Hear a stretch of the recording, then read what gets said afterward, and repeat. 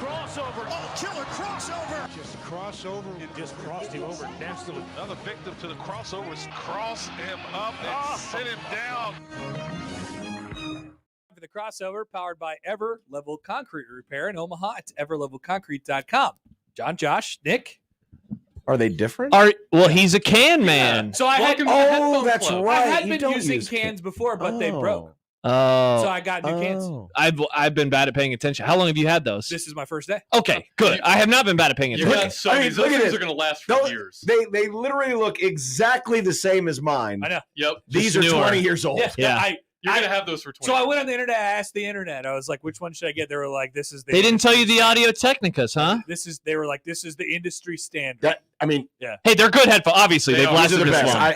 I ordered new What's the number? 72 Tables and taps. 7506. Nice. Okay, mine's V600, but I mean, they're basically the same damn headphones. I like the coiled cord. I do too. Yes. It's nice. It's great, isn't it? That is incredible. Look at I that. ordered new pads today for my There headphones you go. I need to get pads. Why? Boy. because I don't like yours are it's gone. Well, but the thing is that Yeah. faux leather crap Mine. I mean, so once it's Mine are all gross. gone, yeah. I think it's better this way It is a little more because I'm the only less one that's cold. using them. So I mean, Yeah.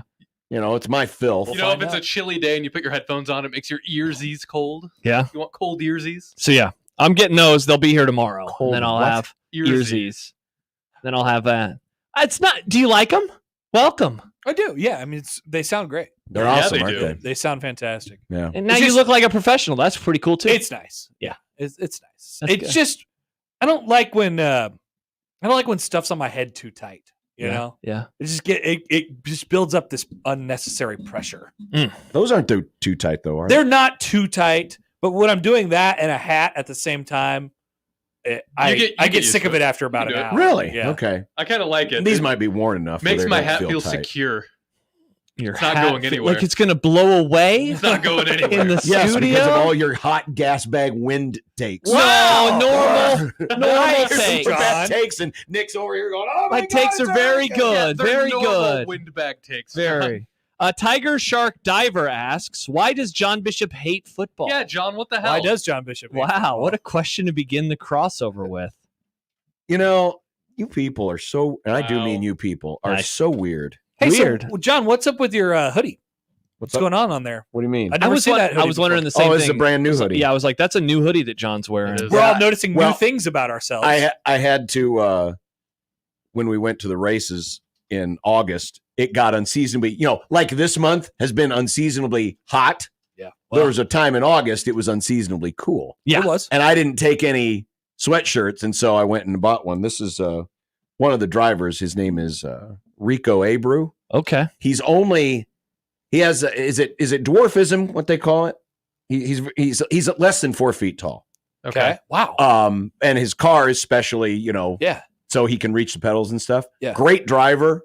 And his gimmick, not gimmick, but he always takes his dog Gus. He's Kirk Herbstreit of racing. Yes, he takes Gus with him Oh. everywhere. So all of his merchandise has Rico and Gus Abreu. That's in it. awesome. Him and his little doggy. What a cool bit. He's a cool dude. Woof woof. Great driver. He's like one of the most popular guys on the Bark, tour. bark. We should Everyone bring loves him. our dogs everywhere.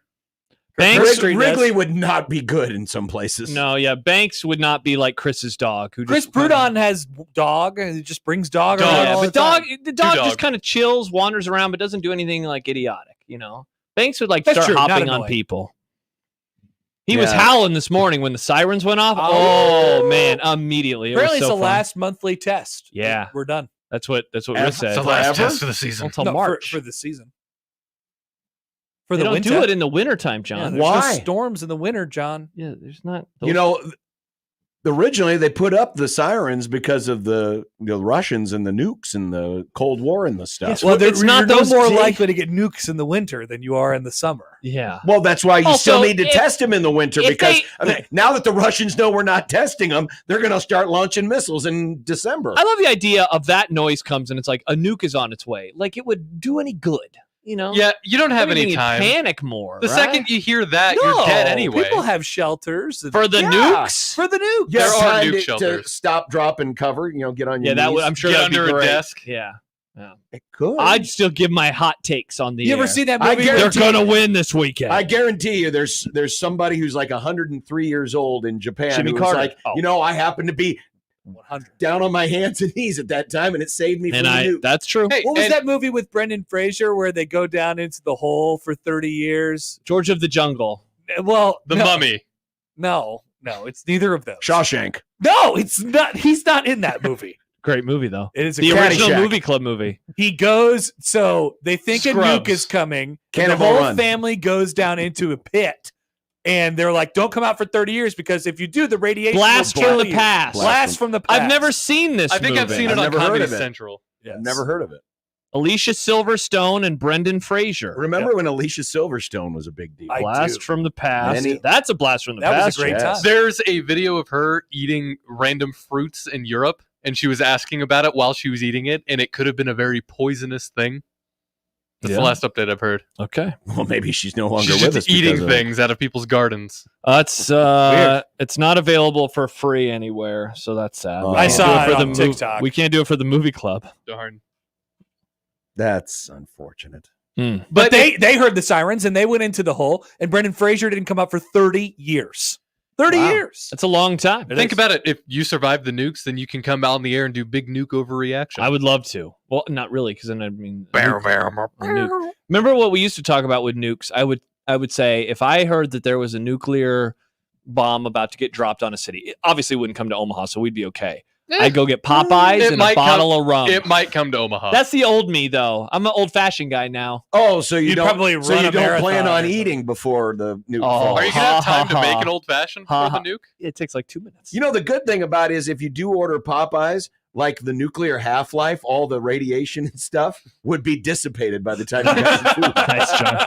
Be very tasty is what it would be. These think- jokes will never get old. Mm. Do you think so you know the Waffle House Index? You're familiar with that, right? Yeah. Do you think that would apply to nukes? Well, Do you think a not if Waffle it House would destroys it. close during a nuke?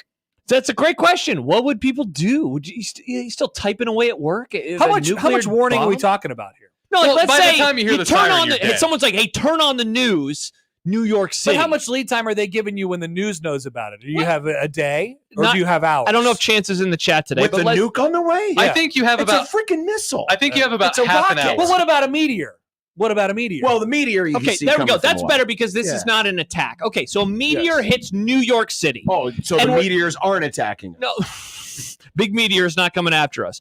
Would people just participate in No, we have to do the nuke one because that is a country attacking another country. Are we just going about our daily job still? no, It's like, no, boss, no. a nuke happened. I mean, No, people we're- stop. We'd probably have to be on the air We're still. blaming the other political party for I don't know. starting. it. That's 'Cause true. People stopped working during that thing Chance likes to reference. Yeah, what so did many you do? times. You were on the air. What about it? Did you still do a show or did you go national?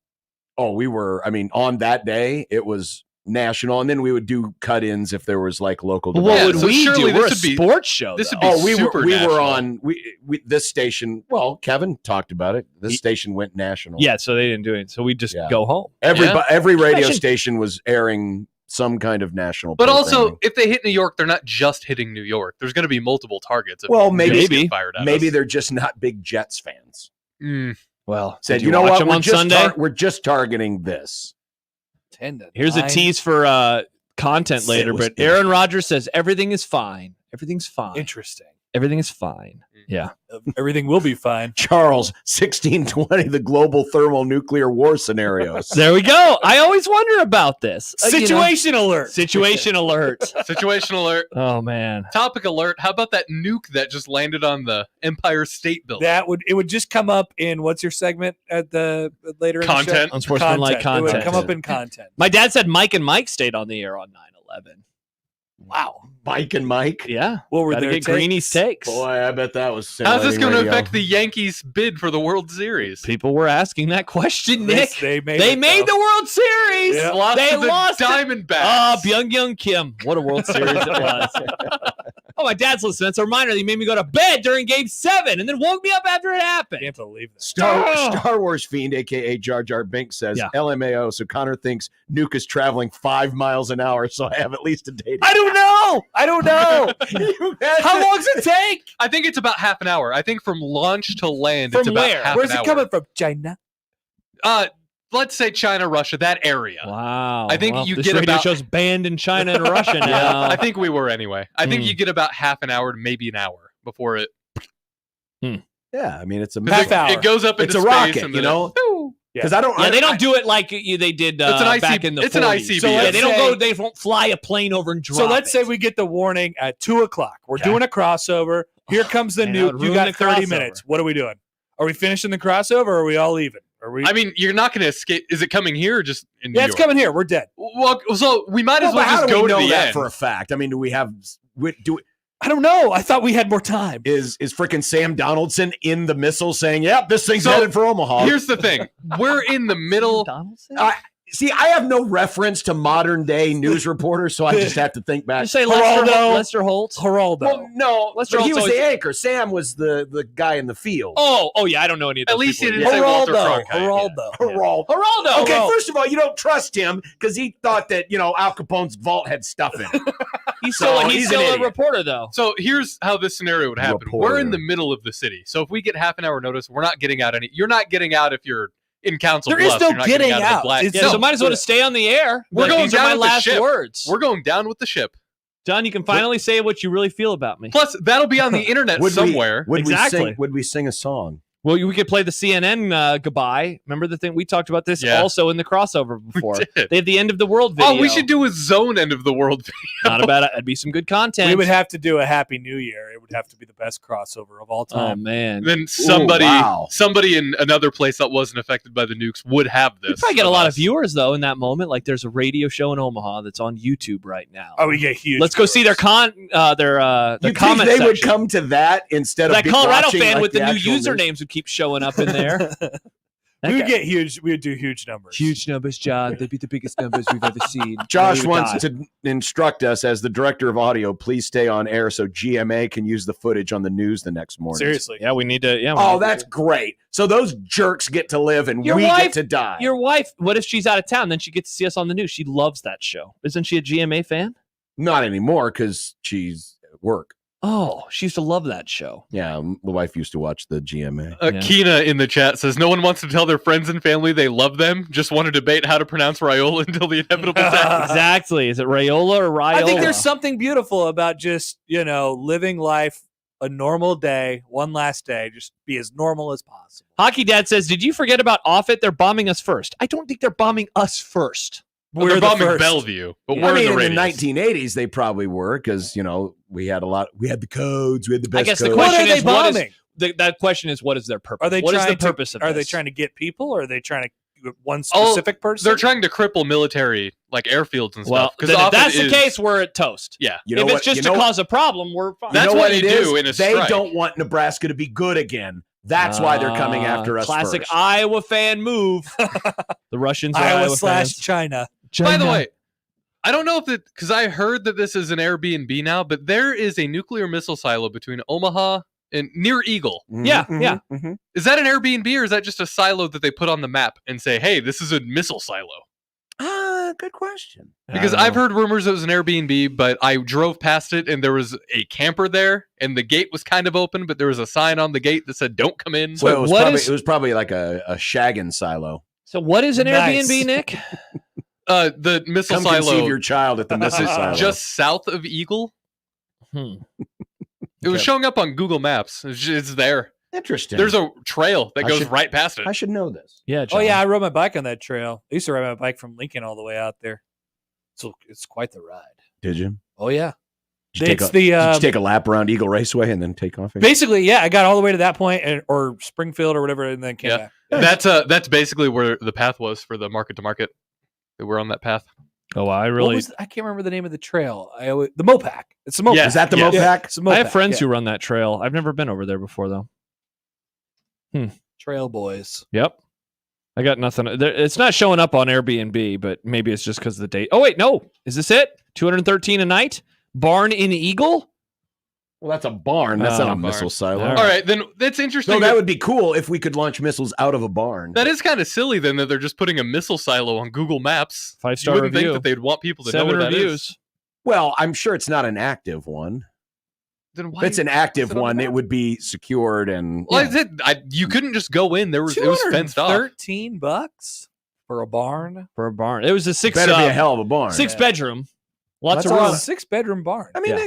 there could be some good things. in there. 6-stall barn or 6-bedroom barn? Keena says there was a missile silo house near York, Nebraska on the Zillow Gone Wild TV show. And then Tiger TV Shark show Diver called says it Willow was Gun. for sale for $550,000. Huh. Yeah. I didn't know. Hokey Skirt, I don't know why There it he's is. doing this, Eastern Nebraska missile silo. I found it. and you can rent it. I don't know what you can. It's just there. Okay. Josh, would you agree and say that Eagle is in eastern Nebraska? I was looking in the wrong place. I was thinking of a different place that I thought was a nuclear reactor. I thought there was one like north of here. Like What? Fort Calhoun? Fort Calhoun? I thought there was one north of Fort Calhoun. That like I had a friend I whose believe that's dad right. worked there. Okay, Yeah. because I think I drove out there when I was going through my learner's permit process. It was like, let's do a highway day, and so we drove way up north, and I was like, oh hey, look at that thing. Hokey Skirt. I don't know what this has to do with the crossover, but Hokey Skirt says I'm going to call you guys out. Uh-oh. If Nebraska wins this week, are you guys still going to act like the sky is falling and like they're 1-4? Whoa! Are we acting? Are like we the- mad? I am No. not. Who is saying the sky is falling? Unless that's directed towards the chat. Maybe the chat's mad. I feel like we're pretty positive. Yeah. I mean, we've been negative about the special teams, but anyone who's trying to spin that Yeah, positive. your name is Hokey Skirt. You should Obviously. appreciate special teams more than most. Nice, Yeah. Beamer boy. Yeah. There you go. I mean, sounds like Hokey Skirt may be taking some PD shine. Yeah, who's negative right now? I feel like everyone's in positive. I was debating won. with a Wisconsin fan the other day who said they're only going to win 5 games this year. Nebraska? Said one more win, UCLA, and that's it. Yeah, I don't think that's right. That's what I think too, Nick. Mm. Nick sent the Wow. thing. I'm sorry. I'm looking at multiple things at the same time. It's weird that there's just farm ground around this missile silo. There's Well, letting that was the farmers with mute. That corn. was the magic behind it. Was it's out in the middle of nowhere. You don't expect it. Hodson says, name names. Who is negative? Yeah, I want to hear who these negative people are. Yeah, call us out. Yeah. Who's doing this? Star Wars Fiend says, I thought there was an old military base off North 72nd, a small one that had a bomb/nuke shelter in it. I remember it as a kid. It was a haunted house in the late 90s. Huh. I don't know. It is weird to see remnants from the Cold War. Small, basically a village near where I grew up. Yeah. They had the shelter house, and then they just had the nuclear Logo thing. logo on it. It's like, oh, this is also a bomb shelter. Do people still have nuke shelters? Oh, yeah. There's some real big freaks out there. They. Well, The people who They love were- buying MREs and things of that nature. Hmm. I wouldn't want to be a friend with some of those people. well. Don't judge a book by Guess its cover, what, Josh. Guess you're not living through the Holocaust. That's fine. I don't want to live through this. Why does anyone want to live through this? There's ash falling from the skies. I've read these dystopian novels. It sounds horrible. I've played video games. I John? thought Charlton Heston looked like he was having a great time with the Planet of the Apes. I love living, Josh. Why? Yeah. Just There keep wouldn't be living. sports anymore, Happer. Yeah, no but- sport.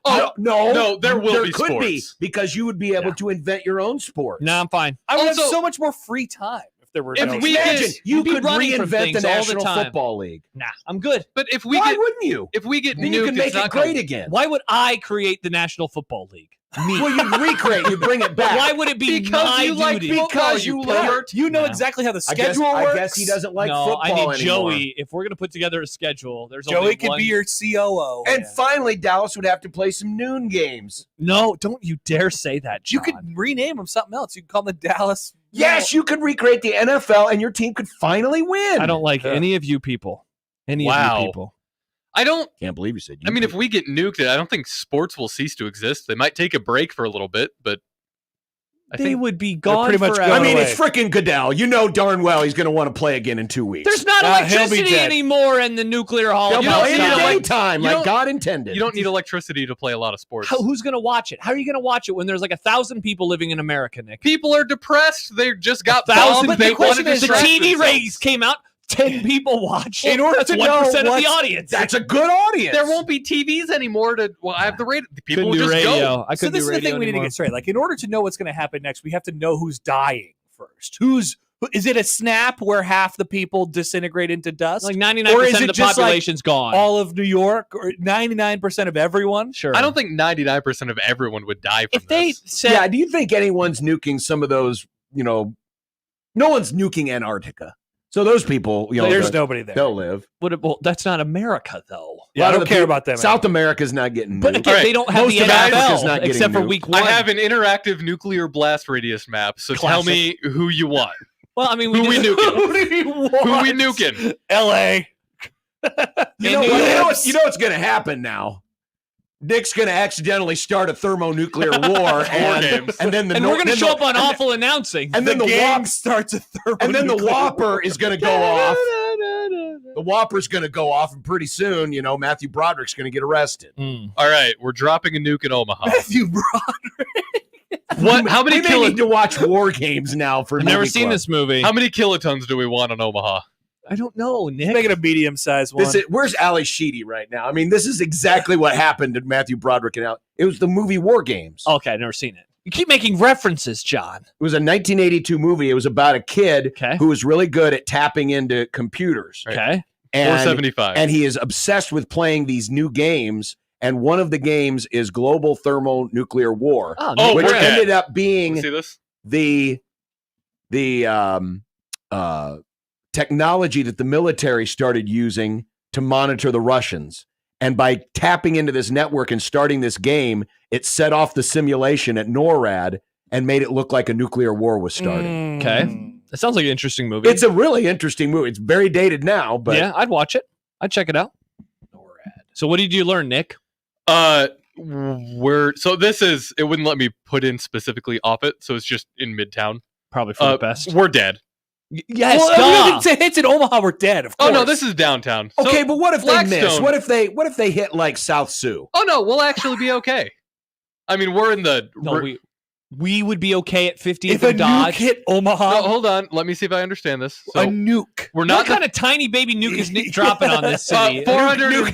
I said to a medium nuke. Nick accidentally went to inch-and-a-half firecracker. I looked up. Bunch of black cats. I looked up the average tonnage, the most common tonnage that we use in the U.S., and that's 475 kilotons. Well, we don't really use it.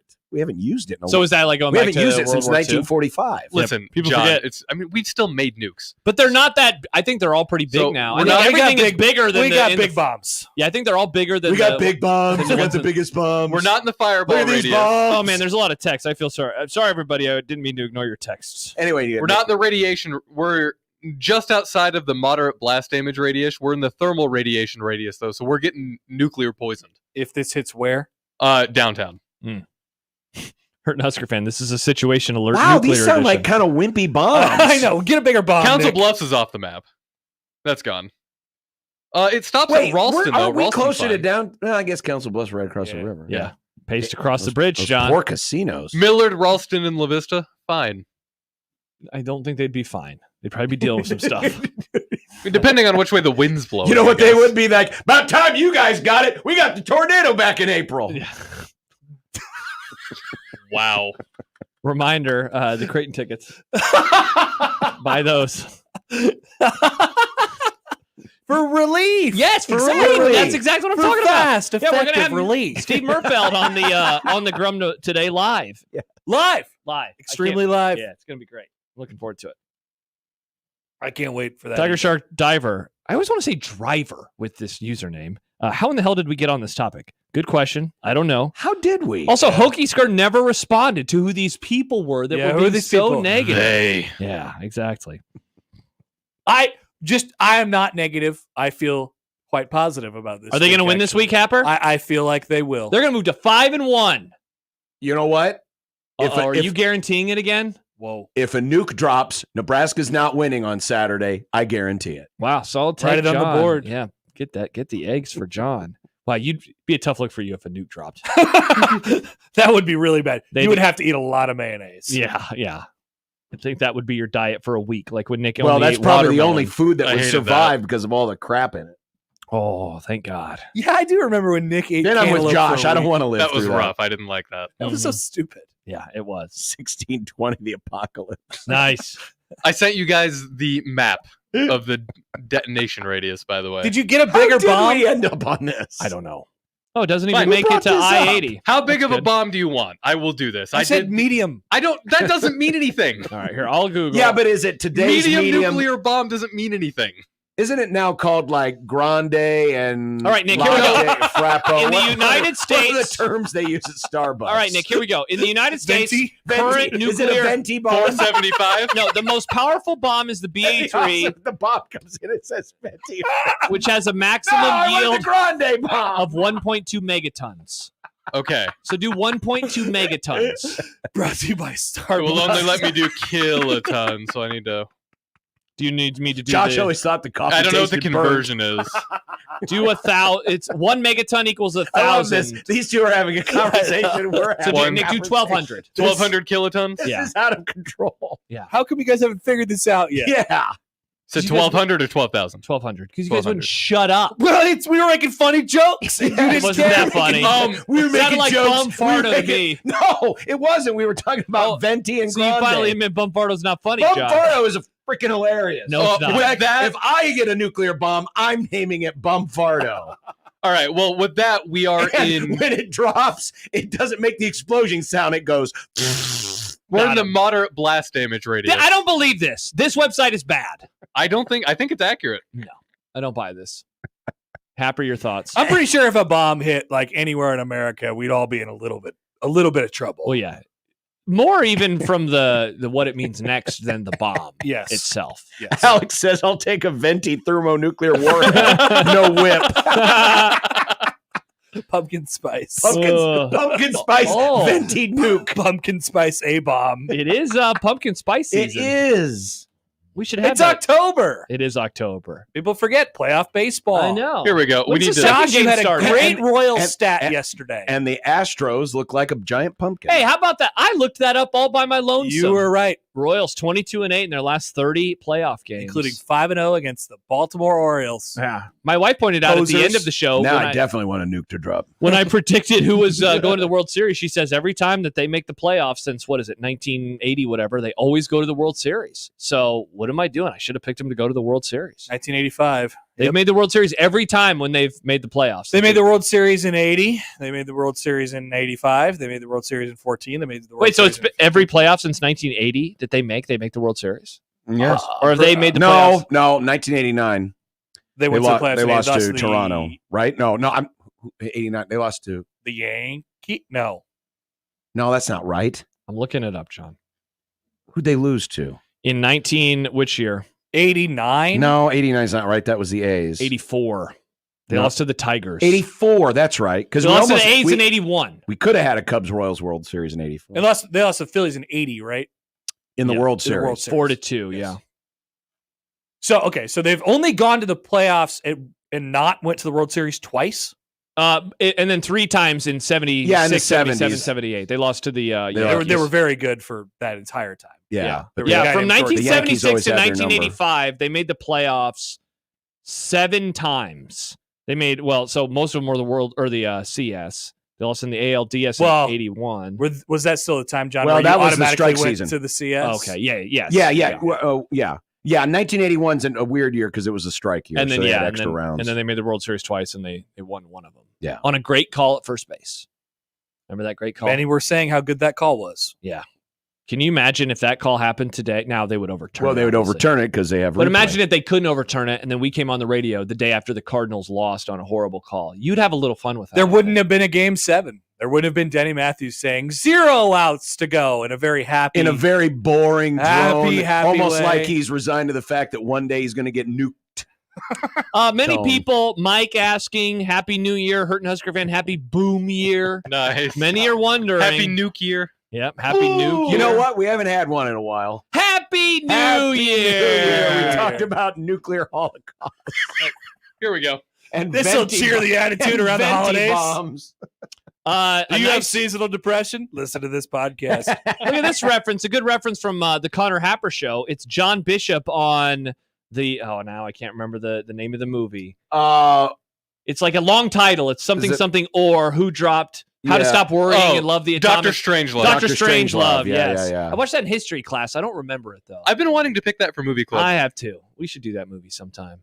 A lot of movie club ideas in this segment, too. Yeah. Oh yeah. One of you guys is gonna have to fill in for me next week on movie club because I'm not gonna be here. So you get to cut me in line. Fill John's gonna in be your for you? turn. Well, somebody's got to fill in for me. You remember I'm going next Friday. Where are you going? Chicago. You running? Marathon. Unless the nuke happened. Unless the nuke happens, yeah. Oh, you want me to put the nuke map on Chicago? Yeah, think about it. You're talking about not wanting to survive. If you survive, you could run the Boston Marathon and win. I don't think it works that way, John. If we're in a nuclear holocaust / fallout. You think they're just going to cancel the Boston Have you Marathon? guys never read The Road before? People aren't just like happy after a nuclear fallout. They're trying to survive and they kill people for no reason. Did it or did you not start running to improve your mood? I did, yeah. There you go. You would bring back running to improve your mood. Your mood would be better. You'd be the first happy John, person. I wouldn't be after the alive anymore. Holocaust. You'd be happier. Which is why I think baseball would still survive a nuclear blast. It's just how many Football, people too. die. How many people are dying? Then we can decide how much lawlessness there is going to be after. Lots. What's the death to lawlessness ratio? It's like if half the people die, there will be a lot of lawlessness. Yeah, for sure. Yeah, no, that's for sure a breakdown. Jason texts in, just tuned in. WTF am I listening to? Should I be taking cover right now? No, we're fine. Everything's fine. That's how it started because the sirens went off. Thank you. That's right. We did it because you guys had the audacity to say that the sirens weren't going to be tested anymore, and I said they should be tested. And here because we they are. were originally brought upon us because of nuclear holocaust. Happy New Year. Happy The New Year. 25th anniversary of the zone. That's right. Put this in the Yeah. Hall of Fame. There you go. Yeah, Nick, include this. Cut out this video. We could include this segment. Good. Be the finest segment you've ever included. Hurting Husker fans sounds like those survivors need a better attitude. Happiness is a state of mind. Hard to argue with That's that. right. Hard to See, argue Josh, with that. not only can you restart the National Football League, win the Boston Marathon, you can create a new era of happiness and joy by leading the charge. Hey, stop being depressed that everything's blown to bits. It's running And time. It's time Would to you start join me? running. Would you join me, John? Well, no, I'll be dead. Okay. Well, interesting. Why can't I be dead too? Why can't we be dead? Yeah, Why exactly. can't we be We'd have to have a lot more conversations about mental health probably in this country if we have a nuclear holocaust. Yeah, I think that's fair. I don't know. That's a fair I take. think it almost might improve things. Wow. Have you watched the cable news lately, John? I don't think that would improve things. Fresh John. start. God, could you imagine how insufferable Alex Jones would be? John, you're Thanos. You want this. You want to snap and half No, the I world don't goes want away. this. All I wanted to do was keep testing the sirens so that Josh can survive the nuclear holocaust. Interesting. Yeah, John does seem like he wants this. No, I don't want this. Thanos was just a farmer. He just wanted more farm. He was actually just a farmer. He just wanted more farm. John, you know about Thanos? They should have kept the I don't understand original the whole farm Thanos thing. idea, though. What was the original Thanos? Well, idea? originally he wanted to do this because he was trying to hook up with death. Oh, let me guess. So Thanos was a farmer, right? I bet he got triggered watching football games and seeing every time his favorite team was on, the other team would use a cornfield as the way to promote the game. Hey, by the way, He was a Space Huskers did you fan. see, John, the tweet that Happer retweeted yesterday from one of the listeners, Sam? Yeah, what about That was fun. The one of the trash. Yeah. Where it was, Yeah. so it was like when Nebraska plays Rutgers, they should make a graphic where it's a football player looking over a bunch of This trash. is just a giant landfill. Yeah, That's the logo. That's the graphic for next time pretty Nebraska good. plays there. very, pretty very good. funny. Good. Very, very funny. Chris says, I feel bad for Nick. If he ends up being right about this, he won't be around to brag about being right. It's true. I just thought about Thanos getting triggered watching football games. He's They really showed cornfields on the broadcast. he's really sick of the I'm Space tired of it. NCAA. It's such a damn cliche. I Snaps his need fingers. that Infinity Gauntlet. Snaps his fingers. Half of them are gone. Dave Fight says, if Scott Frost is the only coach with Nebraska ties to survive the bomb, would the Huskers hire him? Oh, Got to bring back Frost. Got to bring Well, back it has to be Frost. someone with Nebraska ties. Yes, Hey, it does. True. the nuclear holocaust happened, but remember the 90s? That's The what they would 90s say. The 90s were good. Trust me, I could do this. Lincoln would Hodgson survive. says Alex Jones would call the families of nuclear fallout victims crisis actors. Not wrong. He would be so vindicated by a nuclear bomb being dropped. He really would. Wow.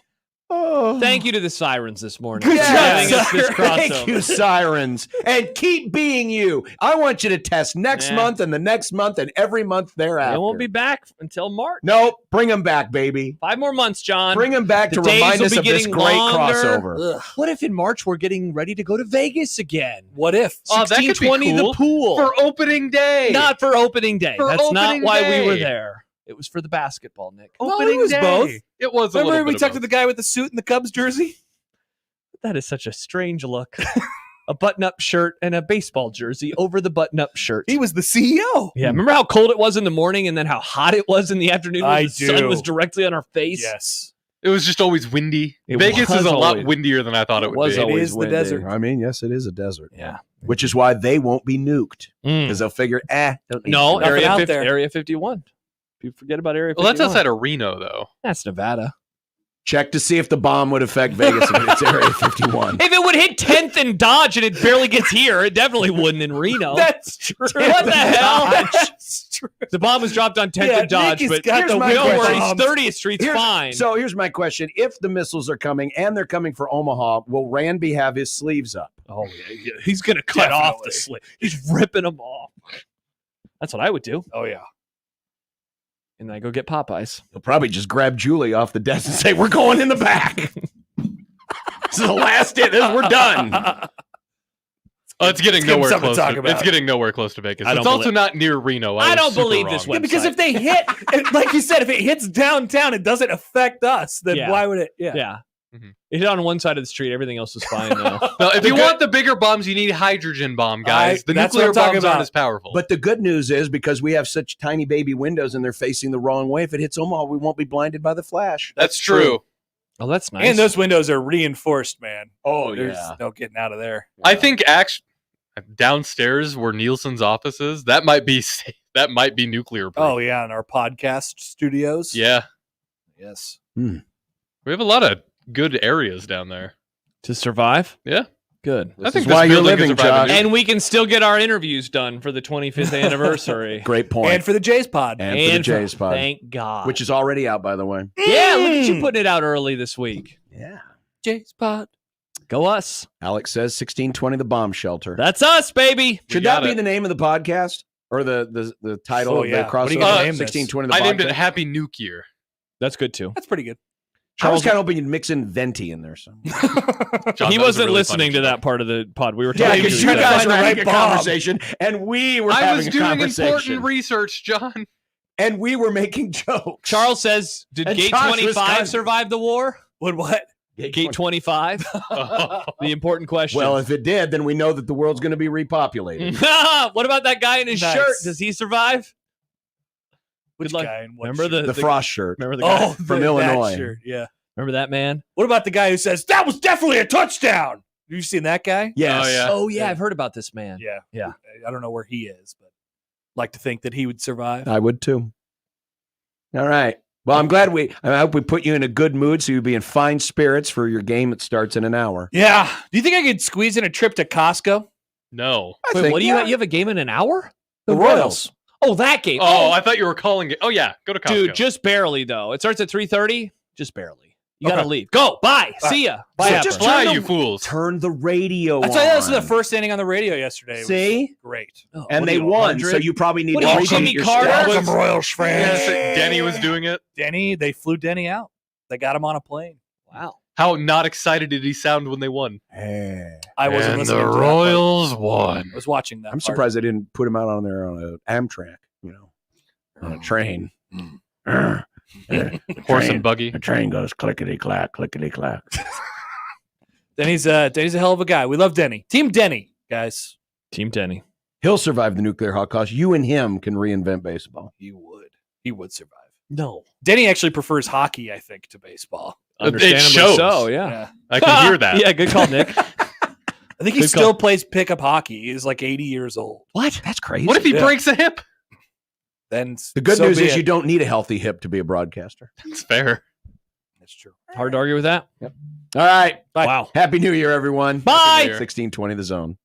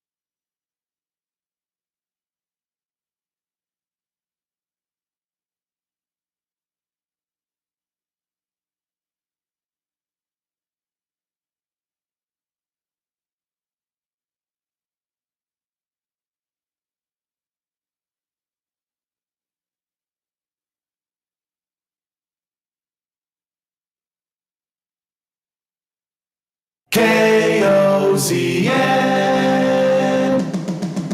Unsportsmanlike conduct on 1620 The Zone. Husker Athletics, Creighton, and yes, UNO. Don't miss a moment, they'll give you your fix. They're on every day from 2 until 6.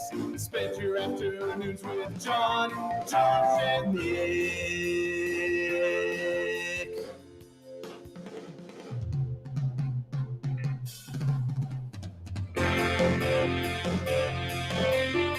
Josh, and Nick.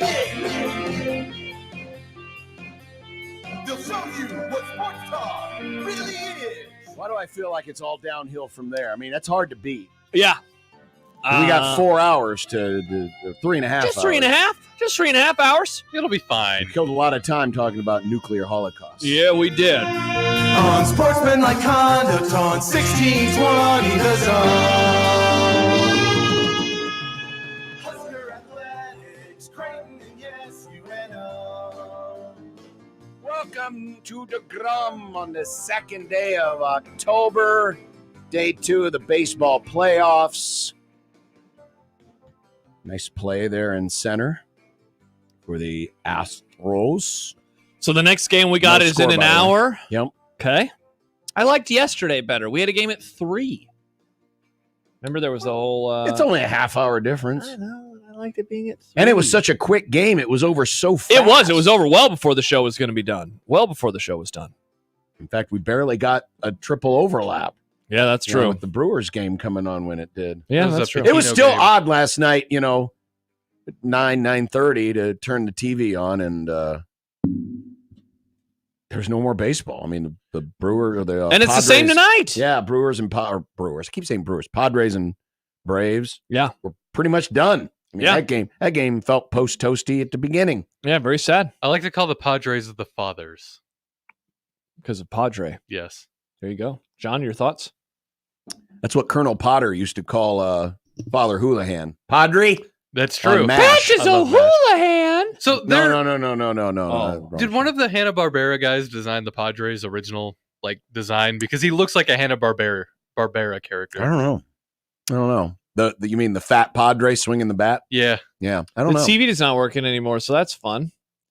Just well, sits there. we got this one, I know. so we'll be okay. Sort of. Weird. This is pretty annoying. Yeah. We used to have all these TVs in here that worked. We could watch every channel and there wasn't issues with it. Oh, remember technical magic? I miss it so much. Now it just Didn't we sits have the there. Sunday ticket? We had Sunday Ticket. It was great. Not that it really affected anyone on the air. I because- liked it when I did Blue Jay shoot around for a couple seasons. There were times where I was here on a Sunday, and during the pregame show, I would We have still Sunday had Ticket. technical magic then? In 2013. Wow. Yeah. I So guess I had I on get it. I had on NFL Sunday Ticket in here. It was great. Only to watch during commercials because I was focused on the pregame show with Oh, those were the days. Josh Dotzler. It's a Those long were the time ago. days. I hope when we talked to Happer that he asked me about being the first host of Blue Jay shoot around. Oh yeah. 90-minute shows. 90-minute shows Hmm. for nothing opponents. Yep. What a time to be alive it was. There were many great opponents. I used to Yeah? I produce can't that. believe you called McKendry! Can't believe you called Nebraska nothing. Oh, opponent. would you stop it, you absolute I mean, monster. they did play Nebraska that We year. learned about the tip time for the Nebraska game today. We learned about many things. We today. did. In fact, that reminds me to bring up the Grum Down brought to you by the rooferees at John Higgins Weather Guard. Remember, if the Holocaust happens and you need a new roof, Nuclear. roof- Nuclear Holocaust happens. John. Nuclear Holocaust. Yeah. what'd I say? You just said Holocaust, Yeah. which is a different thing. Yeah. Well- Nuclear Holocaust. I'm hopeful that we don't have the Let's just get to the OG. Grum Down. the nuclear is implied. Right. But I feel like you need to specify because it's that's like the Kleenex of Holocausts, you know? Well, the rooferees at John Higgins Weather Guard. Yeah. Grum Down, wild card game 2s. Who survives? Who advances? Oh, we'll be able to watch it on that TV. Is it just that channel? No, it's all the channels. It's weird because it's showing up. It's there. It's Yeah. obviously connected. Uh-huh. It's just Maybe we just blank. need to reboot the boxy box. Yeah. I bet that's what it, I know where the box is. Somewhere up there. Ugh. You can't do it. There's not like a button on the remote there where you can go to settings. You can turn the power off and it turns the channel to Nickelodeon. So things are going great with that box. Oh, SpongeBob. Yep. Mike Schaefer will be along with Husker247.com. Nice. Nebraska versus the Rutgers. It all comes down to the run. And their defense against big plays, which we all know isn't very good. Famously, their defense bad against big plays. They allow them. Am I right, John? Ask Michael. Nice. I'm leaving it up to him. Nice. Big rebuild overreaction. It all comes down to the quarterback. What's that about? Well, I saw some. It was in the Stu Mandel mailbag today. Okay. Because there's been a lot of people going off about how there's no fair. Indiana, how did they turn around so fast? And Auburn and Nebraska and this and that. And they can't turn around fast. We have heard that from some of our listeners this week. And I thought Stu had a great answer. He definitely did. We'll be joined by Creighton basketball assistant Steve Murfeld later in the Grum. Oh, nice get, Nick. Thanks. Because at the end of this month, it'll be basketball season. Nice get, Nick. Thanks. What did you do with the Creighton calendar? Purdue exhibition game for charity. Oh, see, I like charity, though. I can't make fun of that. The United Way Disaster Relief Fund of the Midlands is the beneficiary, and there are good seats available at very affordable prices, with the proceeds all going to the United Way. There you go. So it's pretty awesome. And you get to see two really good basketball powers. More powers. details on that to come. Okay. Mitch Holtis, Life Without Rice. Oh, man, that would ruin Nick's What's for Dinner segment every day. Really if he would. couldn't have rice anymore. I did actually have rice last night. That's of the funny course you thing. did. Speaking of that, have you seen the is it DoorDash?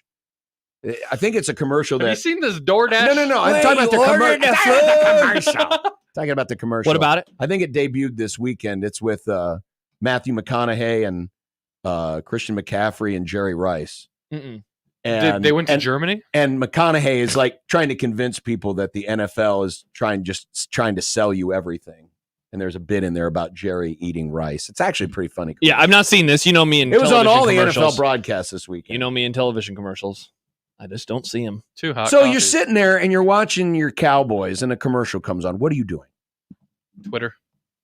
Oh, like a typical millennial. Well, no. Always on my phone. No, on Thursday, my parents were over, so I was having I'm talking like on a conversation. Sunday. I'm talking like on a Sunday. Then I like watched. I turn my head and I look at the other games. I usually go to Reddit and I look Nick at goes to discussion Reddit. threads. Yeah.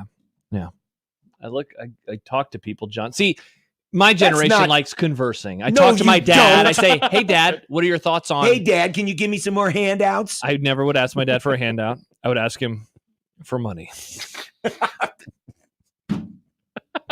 No, I don't want your Thanks, candy. Dad. I want your money.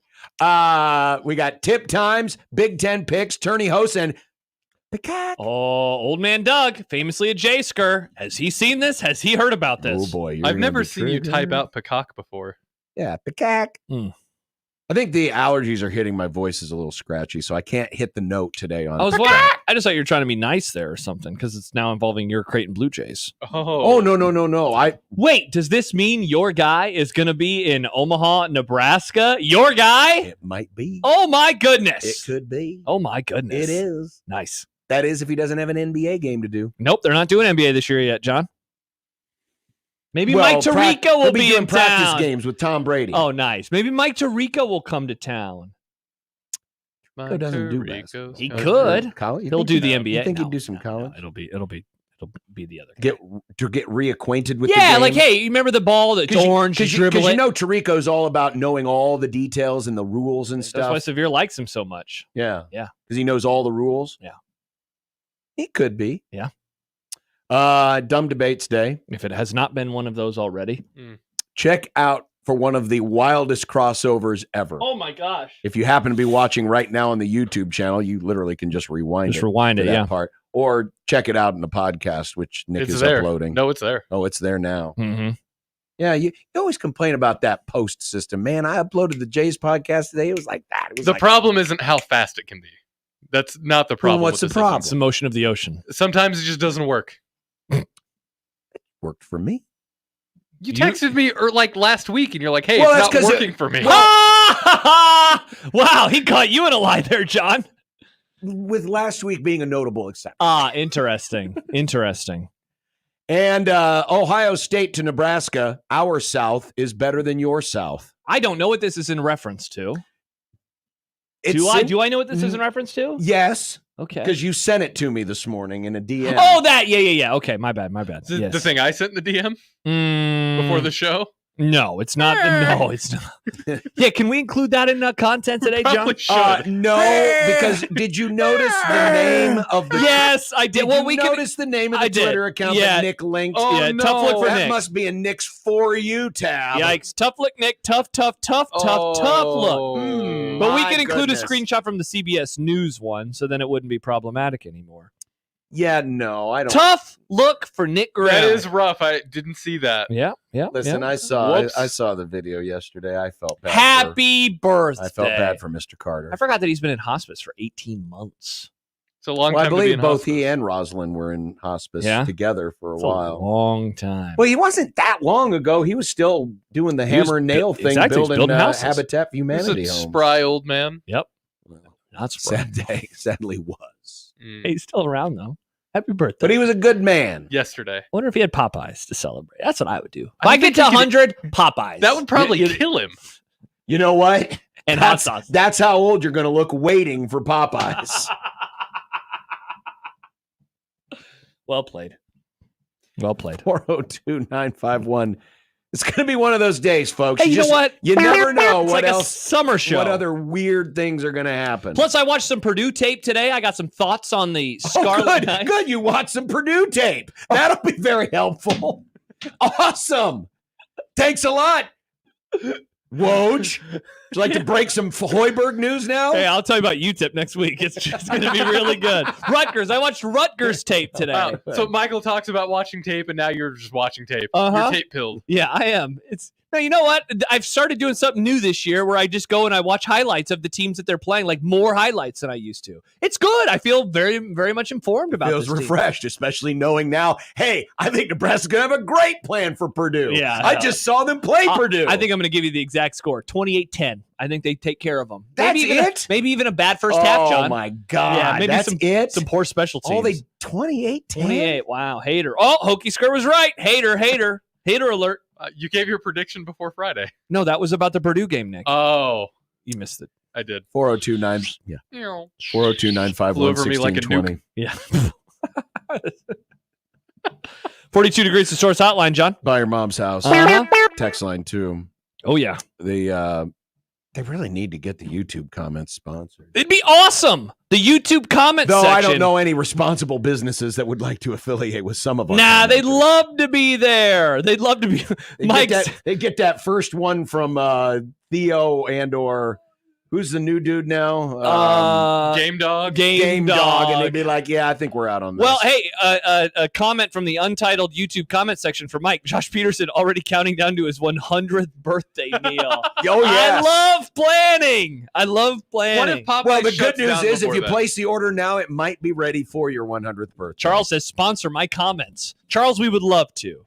In the unsponsored Yeah, but YouTube. you know what? Knowing these people, they would probably insist on having some of that money for themselves. We Ooh, need a to cut- find a brave business. a cut for themselves. Very brave business. Hey, it's not like our text line. We don't read all the texts that come in, to be fair. That's a good point. Or the emails. I know, Or they're the email in the Equitable Bank inbox. which is brought to you by Old Man Doug. Where Peacock. I know for Where, a fact. where I guarantee you, he is also surviving the nuclear holocaust. Listen, Yeah. I know that we have a lot of business owners that watch our show. Yeah. Do it. Yeah, it'd be great. Do it. We There dare you go. you. Think about it.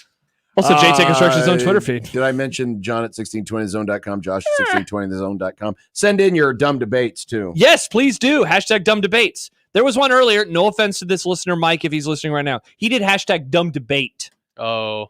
Dumb debates. You need Well, the maybe S. he was referring to last night. No, it was not. It was. Oh. I have it saved though. You'll see what it's about. How Because last crowded night was is that just gonna be? a debate. I haven't checked. I the have a dumb hashtag. debate. I'm excited. There's a visual element to mine. Okay. Well, that's great considering this is a radio show. A video, John. John, you're the one who always says for those watching in the stream who already are seeing it, you got to say it to the radio people who are listening. Yeah, but you realize that when people are watching in the stream, I bet you most of them are like doing other things. They have it on in the background. So you're telling them to. So that was your thought. Is like their hey, idea go is, look hey, at switch it. to the other window. But what about get the off the porn window that you're on now and switch it back over to But ours. what about the radio listeners? What about those people? You never talk to them? I'm always talking to them. Oh, okay. Still AM radio. Talking baby. to them Still right AM now. radio. And someday it'll be FM radio. So stop looking at porn while you're driving. There you See, go. that's the other thing. If they drop the bomb and you survive, you can get the FM. zone on the FM. Let's go 101.9 The Zone, baby. It sounds so good. It does sound good. Or 98.5 The Zone. Sounds even better. All right. Well, when we come back, Anyway. Mike Schaefer will join this assorted nonsense. Let's do it. And we'll look ahead to the Rutgers this week. Not Purdue. Famously not Purdue. Purdue. Famously. Not Purdue. No. This is 1620 The Zone.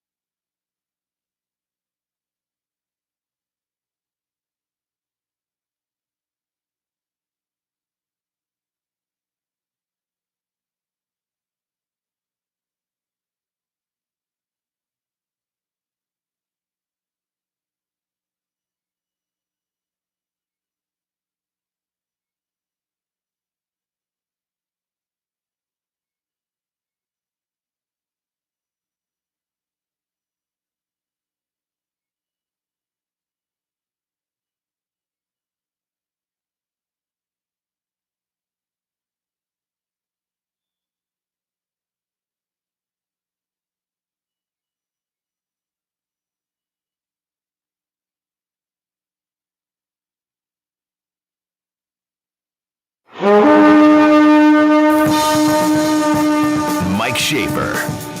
There's a part of me that really thinks that there's a Sasquatch. Mike Schaefer. I think the issues here are largely football related. Mike Schaefer.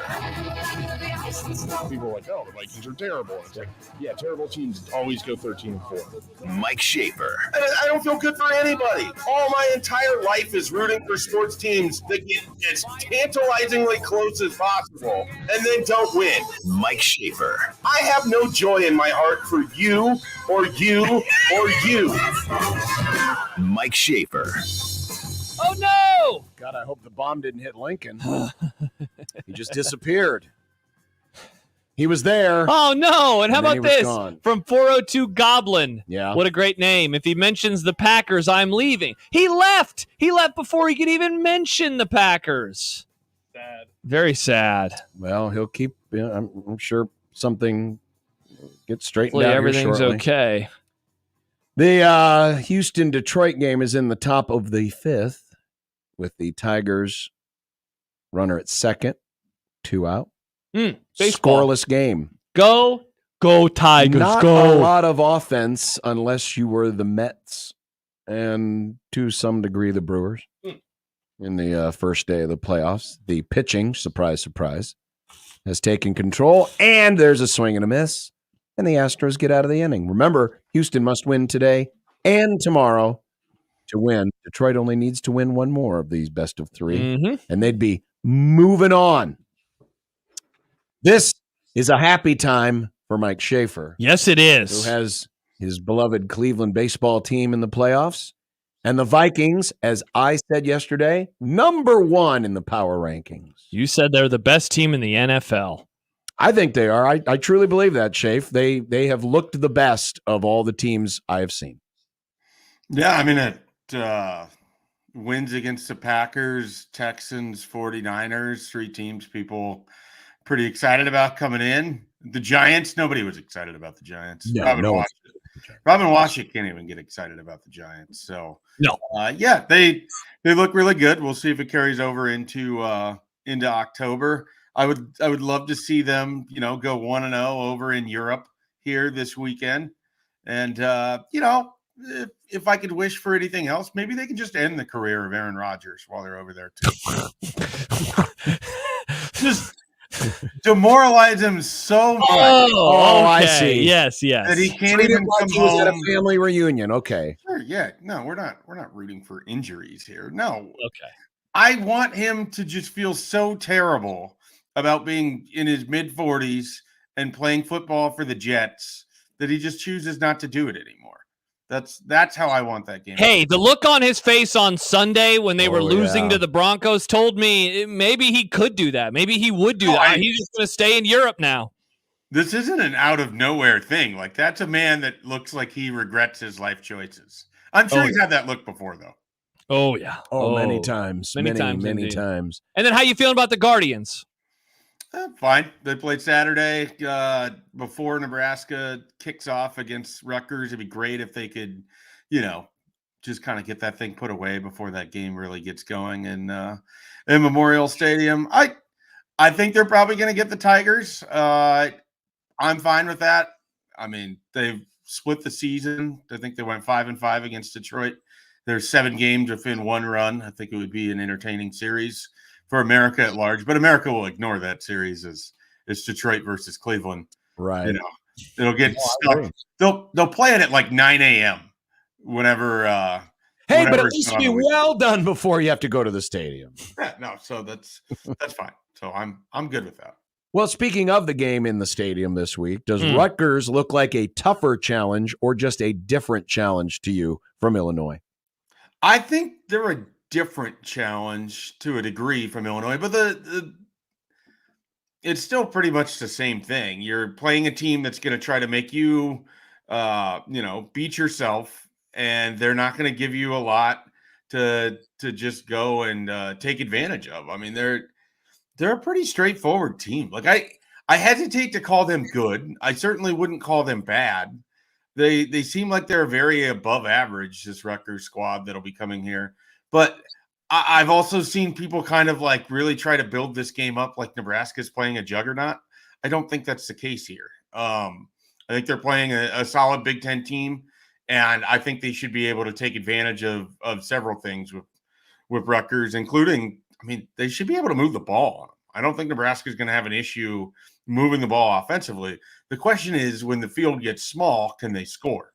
I mean, that's kind of the $1 million question for this game on Saturday. Shafe, we were talking on Monday, and I mentioned the running game, and you basically said, hold that thought until we talk today. And it seemed like it was going to be in a bit of a disagreement on how good the running game either is or can be, given what I had said. So I wonder what you are thinking about the running game right now, because I know John and I seem to be kind of in lockstep. We worry about and we keep saying Mickey Mouseification, right? But the Ja'Cory Barney type stuff versus the traditional run game. So it seems like you feel pretty solid about the run game, though, right now. Well, the context of how you said what you did, I think, is what made me want to revisit it. It wasn't just like Mike has a general thought on the run game. There was some sort of modifier of what you were talking about that I wanted to get into, but since it's now Wednesday, I can't be trusted to remember what it was that you said specifically. I mean, I have concerns in the sense I don't think Nebraska can just line up and run against anyone in a traditional fashion and do that 55 times and be successful. But I also don't understand why they would want to do that. Like, I think we're sort of in a crossroads here where run the ball guy has to understand that the most valuable player on Nebraska's roster is Dylan Raiola, and he does not, in fact, run the ball. So giving the ball to someone else 40 times in a game or whatever it is, let's say Nebraska runs it 40 times. That's 40 times the ball is not being distributed by Dylan Raiola. That's too many. You're not built to be successful that way. So, unless Nebraska has a big lead, you don't really want to see that. So I guess some of it to me is they have to figure out how to tailor a run game that can be effective and efficient, but it's not one that you have to rely on. Does that make sense? Like, that's a very narrow pathway for Marcus Satterfield. And what's interesting is I like that he's doing what you're referring to as the Mickey Mouseification of the run game. It would be really stupid if they didn't do that. They have to do stuff to pull the attention from the defense away from the fact that they really can't just line up and go right at you for 4.5 yards. They just don't have that ability to do it. So, Shafe, are you advocating that this team needs to be much heavier on the pass than they already have been?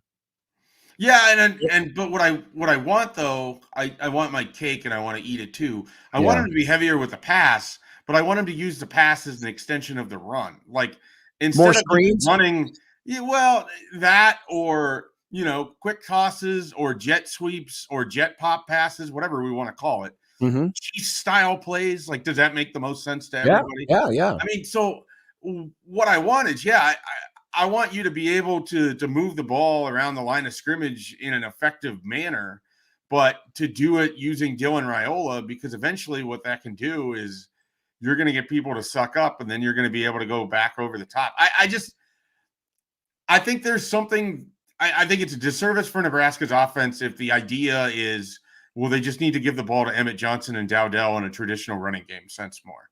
I just don't think that's going to be successful for you when you're playing better teams. Maybe that works against Purdue. Maybe that works against Illinois and Rutgers. But when you're playing, USC, for instance, I don't know if just lining up and running with Dante Dowdell is going to go how you want it to. So I think they have to be creative. And I think we've seen that. And, sometimes what I mean by extension of the running game, there was a really nice play they ran with Jalen Lloyd that was like a 4-yard throw. He caught it roughly at the line of scrimmage, moving towards the sidelines. And then he's able to just cut up field and be fast away from where all the people are. So it's taking advantage of some of the speed that you have. Guys like Carter Nelson and Ja'Cory Barney and Jalen Lloyd, and getting them the ball kind of in space and letting them, it's their high percentage safe throws, but letting them get yards that way and moving your offense so you don't constantly find yourself in 1st and 10, Dante Dowdell for 2 yards, 2nd and 8, Now you have to throw in either an intermediate route or you try to run it again. So it's just it's a way to try to make life a little bit easier and utilizing your best player to do so. So, Shafe, I asked this because I mean, what you're drawing up an intriguing case. So I'm not disagreeing, but I'm curious if that gets away a little bit from what Matt Rule and or Marcus Satterfield wants to be. Because we've heard before, hey, we want to soften these guys up so that in the fourth quarter when we have a lead, we can just, basically, kill the clock and grind out the game. So. Is what you're talking about, is that something that you think Matt Rule would be comfortable with? I think there's a way that you can modify it where you're doing both of these things. I mean, I think you can incorporate some short passing early in the game to help you out so you're not in 3rd and long and you're not relying on a Jamal Banks catch over 2 defenders along the sidelines just to continue a drive. I mean, that's really what we're getting here. When you don't have a running game to work with early, or if you struggle to effectively run the ball early in the game, you're basically hoping to convert a bunch of 3rd and mediums and 3rd longs. My idea is to try to shorten those. You can still try to salt the game away late and be a body blow team, but I think at some point you have to acknowledge what you are and what you're not. They're not really a body blow team. They don't have an offensive line that can just lean on people. Dante Dowdell, for all that he is, still doesn't have 100 yards rushing. It's not like he's this monster where people are bouncing off of him, on these run plays. So, like, when they want to be a body blow offense, that's great. What have you seen through 5 games that reflects that's what you are?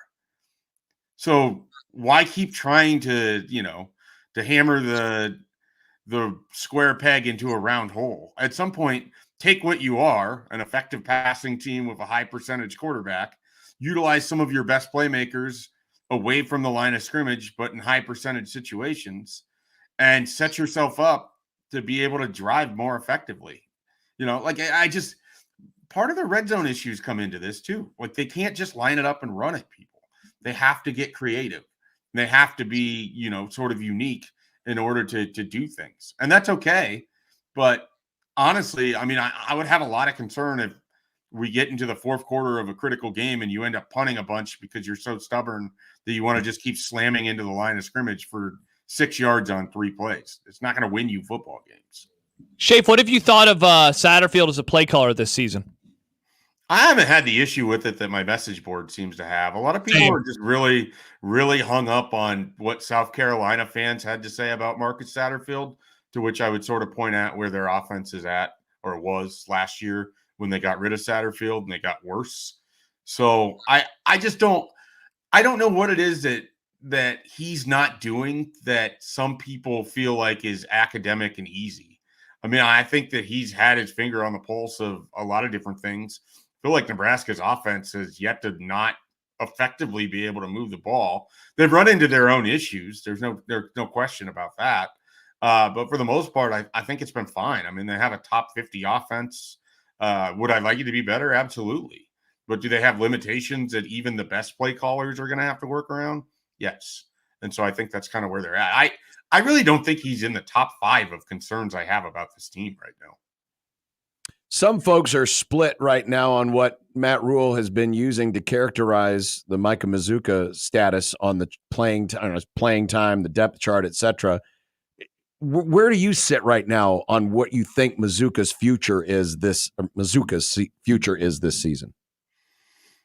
There's a part of me that's kind of like, well, he hasn't played in the last few games. We're sort of bordering on the territory of why do we care? I get that he's a part of this team, but until he's actually on the field in a meaningful sense beyond just field goal kicking, it's easy for me to move on. I don't think Nebraska doesn't score on Saturday any earlier if Micah Mazuka's in that game. I don't feel like he's the linchpin to pull together the entirety of the offensive line. So at some point, if he's not doing things as you want in the locker room or on the sidelines or in the game, you're better off without the distraction. And that's kind of where I feel like we've hit. I feel like we've spent a lot of time talking about a guy that they've replaced well enough. I just don't think there's that big of a drop off. I really don't. I understand that Micah Mazuka could be an NFL guy, and maybe Henry Lutovsky's not that. I just don't think it's holding back the offense. So if he gets to the point where he can be available and Matt Rule wants to play him, great. I think he'll slide back in, and I don't know that anything would change. But if he's not at that point, I don't know that it's not a big concern of mine. I mean, once it sort of came out before the Northern Iowa game, it was pretty easy for me to be like, all right, well, this wasn't someone that was a slam dunk starter for him at the beginning of the summer. So I don't know that I need to make him a lot of it. And so the reaction on Friday kind of caught me a little bit by surprise. Shafe, other side of the ball, Nebraska's defense was the subject of a lot of consternation after the Northern Iowa game and certainly the Illinois performance. How much of what we saw versus Purdue was getting back on track versus how much of it was Purdue?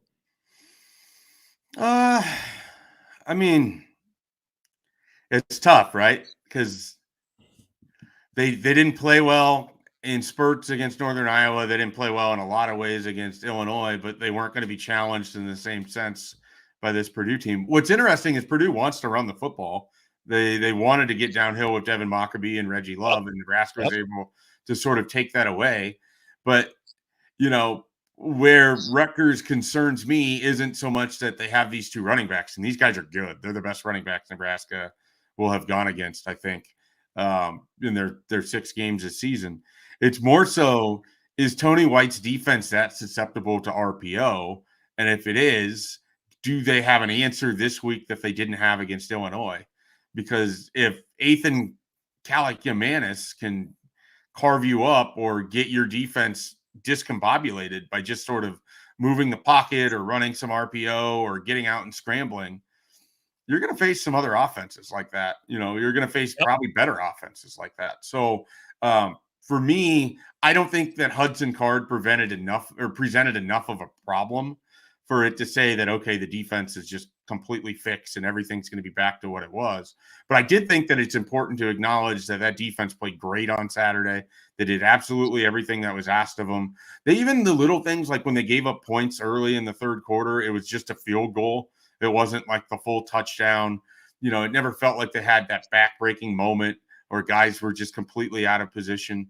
So we'll see if that carries over against Rutgers. I think they're going to play a relatively clean game against Rutgers. I think more of what happened against Illinois is they had a bad performance than it was indicative of who they actually are. Defensive MVP, John Bullock, and is there a close second? I don't know that I don't think there's a close second. And I might do one further. You could make the argument, and I could understand why anyone would pick Dylan Raiola, but you can make the argument John Bullock's been the team MVP. I mean, if you go back to that Colorado game and watch the way that guy played, how much he moves around pre-snap, the just sheer terror that he put into Shedeur Sanders multiple times in that game. I mean, that's the best team Nebraska's played all year, and they've looked great in every game really. I mean, since the second half against North Dakota State, they've been a much better team. And then other than that Nebraska game, and John Bullock was a big part of that. He was phenomenal. And so, I mean, I think it's him and Dylan Raiola are your two sort of MVPs through 5 games, but it's hard to even really put into words just like how much John Bullock has meant to that defense. I mean, he has made some incredible individual plays, but he's also just sort of emotionally stoked the flames. I mean, he was there talking trash to Colorado after they were making plays, and he came up with a big play against Illinois when Nebraska needed to get off the field in the first half. And so, I mean, he's just been a really, really important part of this whole thing. How surprising has Sierra Wright's performance been this year? I don't remember if it was you guys, Shafe, on the pod yesterday or somebody else, but mentioning how like these late ads, we've seen it happen around this program many times over the years. I can't remember a late ad working out as well as this one has. Yeah, I mean, it's hard to think of anybody that, okay, he sort of jumps in August and he's now late September, early October. And he's a guy that it's hard for me to imagine taking him off the field right now. I mean, part of it is he has a closing speed that sort of allows Tony White to let him play loose in coverage because he can actually get in front of the defensive back before the ball's going to arrive because he breaks so well. I mean, I thought he played really well against Purdue. I thought he played great against Illinois and was the victim of a really poor call on the pass interference that they hit him on that Friday night game. But I mean, he's been really good. What's fascinating about him, when we talked to the USC people, they loved him. They thought he was a really good player in practice. He had a tremendous camp both in 22 and 23. The thing is, he just didn't show up on game day, but they kept telling us over and over that wasn't because of him. Look how bad USC's defense was. Look at how bad of spots a lot of these really talented individuals were being put in over and over and over. We think that guy can flourish, and he looks really talented. Like Marquise Buford is a good player for Nebraska. I think they would be a much better team if it was Wright and Tommy Hill as your two corners right now, and Buford gets to move back to safety. He's playing corner out of necessity, but I think if Tommy Hill is good to go and Wright can play the other side, they have a really nice set of corners right there on the field. I hope he's good to go, but man, granted, he's a much better athlete than I ever was, but that plantar fasciitis, man. It lingers, and then when you think it's gone, then it just in the middle of the night, it's like, oh, my foot's on fire again. Great. So I hope for his sake that he can power through it and be back. Shape, before we let you go, and I just realized I don't think we ever said anything about the special team. No, we had. This is the first interview all week, but I won't ask you about it. Other than this, we did do a bet. We didn't really bet anything. We just put up the numbers. Yeah, the records for field goals. Oh, yes. How many field goals do you think Nebraska makes for the rest of the season? Not postseason, just regular season. 7 games. So counting the next 7 games only, nothing before it. Nothing before. How many field goals will they make the rest of the year?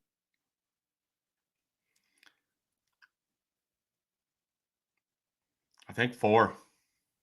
Nobody picked 4. That is a new number. That's a new number. That's 1 more than me and 1 less than John. And 3 more than Happer. He had 1. But 3 fewer than Nick. Yeah, who had 7. Okay. All right. So those are we're all over. Some interesting numbers. I was thinking 5, and I was like, whatever my number that I'm landing on, I'm going to go 1 less. And so I liked 5, and so then I went to 4. I like it. That's a good pick. And I'm not going to say anything more about field goal kicking or, short field goal misses. Until Friday. No, or anything like that. Okay. Can I say something real quickly? Yeah. Yes. Nebraska's gunners are bad. That's just what I want to say. We can talk about field goal kicking and holding and snapping and all of that. Thank you. It's other issues, and it needs to be fixed, and it should have been fixed 3 weeks ago when it was evident in the Colorado game that you weren't getting close enough on some of your punts and all of that stuff. It is more than evident now. Against Illinois, I swear they were 20 yards from where they needed to be on some of those. And it's bad. And obviously, like the vantage point of the press box, you get to see that really easily. It is really bad. And so hopefully they found something, make some changes or whatever it is, and it can start getting better on Saturday. But that is a very easy way to start giving up not even hidden yardage, just yardage that smacks you in the face every time. Couldn't agree more, Shafe. Couldn't agree more. Well, enjoy the rest of the week. We'll see you up in the press box on Saturday. All right, guys. Have a good one. Thanks for having me on. There he is from 24/7 Sports, Husker 24/7. The great Mike Schaefer. What a guy. I'll put him up on the board. For 4. How about this game, huh? Parker Meadows, who sounds like someone who starred in like a 50s sitcom. It does sound like that, yeah. Or an apartment complex.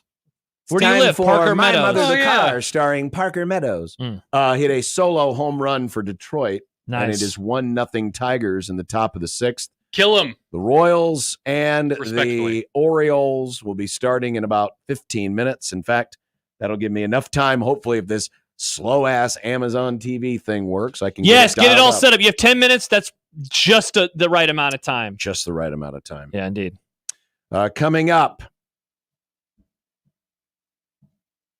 I was thinking about what we should talk. Well, we're talking about the Rutgers, the ground game, how important that's going to be. Fired up for football. You didn't have that on the Grum Down earlier. You're Steve right. Murfeld's going to be on the You're show. right. I Don't forget forgot about to put Murfeld. Fired up for football on Yeah. the Grum Down. I Uh-huh. apologize to our friends at Warhorse. Oh, I'm Sports stunned Club. that John forgot to get it fired up for football. That's a shocker. Shocker. Yeah, what overinflated grade will Josh give this week? Slade? That's a tease that John has a lower grade than I do. Because the last few weeks he's been calling me anti-football. Well, that's because you are. No, I love football. Last week you hated last week's slate. Guess- Well, I loved it. Guess what I did last night right before I went to bed? I Watch was in tape? No, because they say not to be on your phone before you go to bed. They So do. I was in my bed reading a book about football, about college football. You should have been reading a book about how to restart football after the nuclear holocaust. Maybe I'll write that book someday as a how-to guide. After you've done it successfully. Well, I guess so. I don't want to watch football after that, though. I just don't. Why? I want to read. I'll be so sad. I don't You'll- want to be there anymore, John. Take me with you. Oh, well, think Take about me it. with Well, think you. about it. Assuming that they don't hit every library, you just be able to walk into any library. Oh. No one would be there, and you could read any book you wanted. Got my library card. I like to And imagine there will you still wouldn't be a library. need your library card. Well, I'd because want to the show li- it to him. I'd scan it myself. I'd say, Well, the zombies don't Here you care about go. your damn library card. get your library card, friends. Look at that. Quick, scan it so you can steal Josh's information. I didn't show that side, John. It's on that side. Which side? I'm not going to show it. We'll be back in a minute on 1620 The Zone.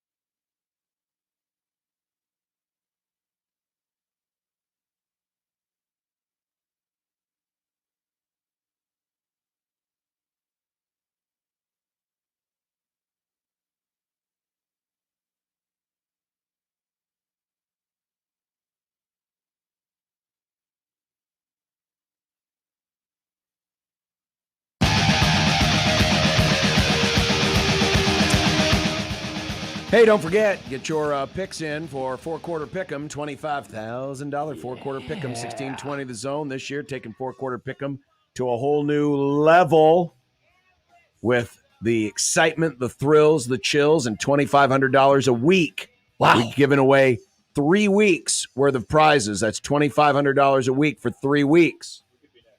And You could be next. And you could be next. Wow. You. And all it takes is picking 10 games. Again, not even against the just spread. Just straight up, John. Straight up. Pick them. And if you're the winner, you get $2,500. And don't forget, if you sign up for 1620 the email, you get early access. And our tiebreaker for this, what a great idea it was. This was your idea, wasn't it? The tiebreaker was who got their pick in first.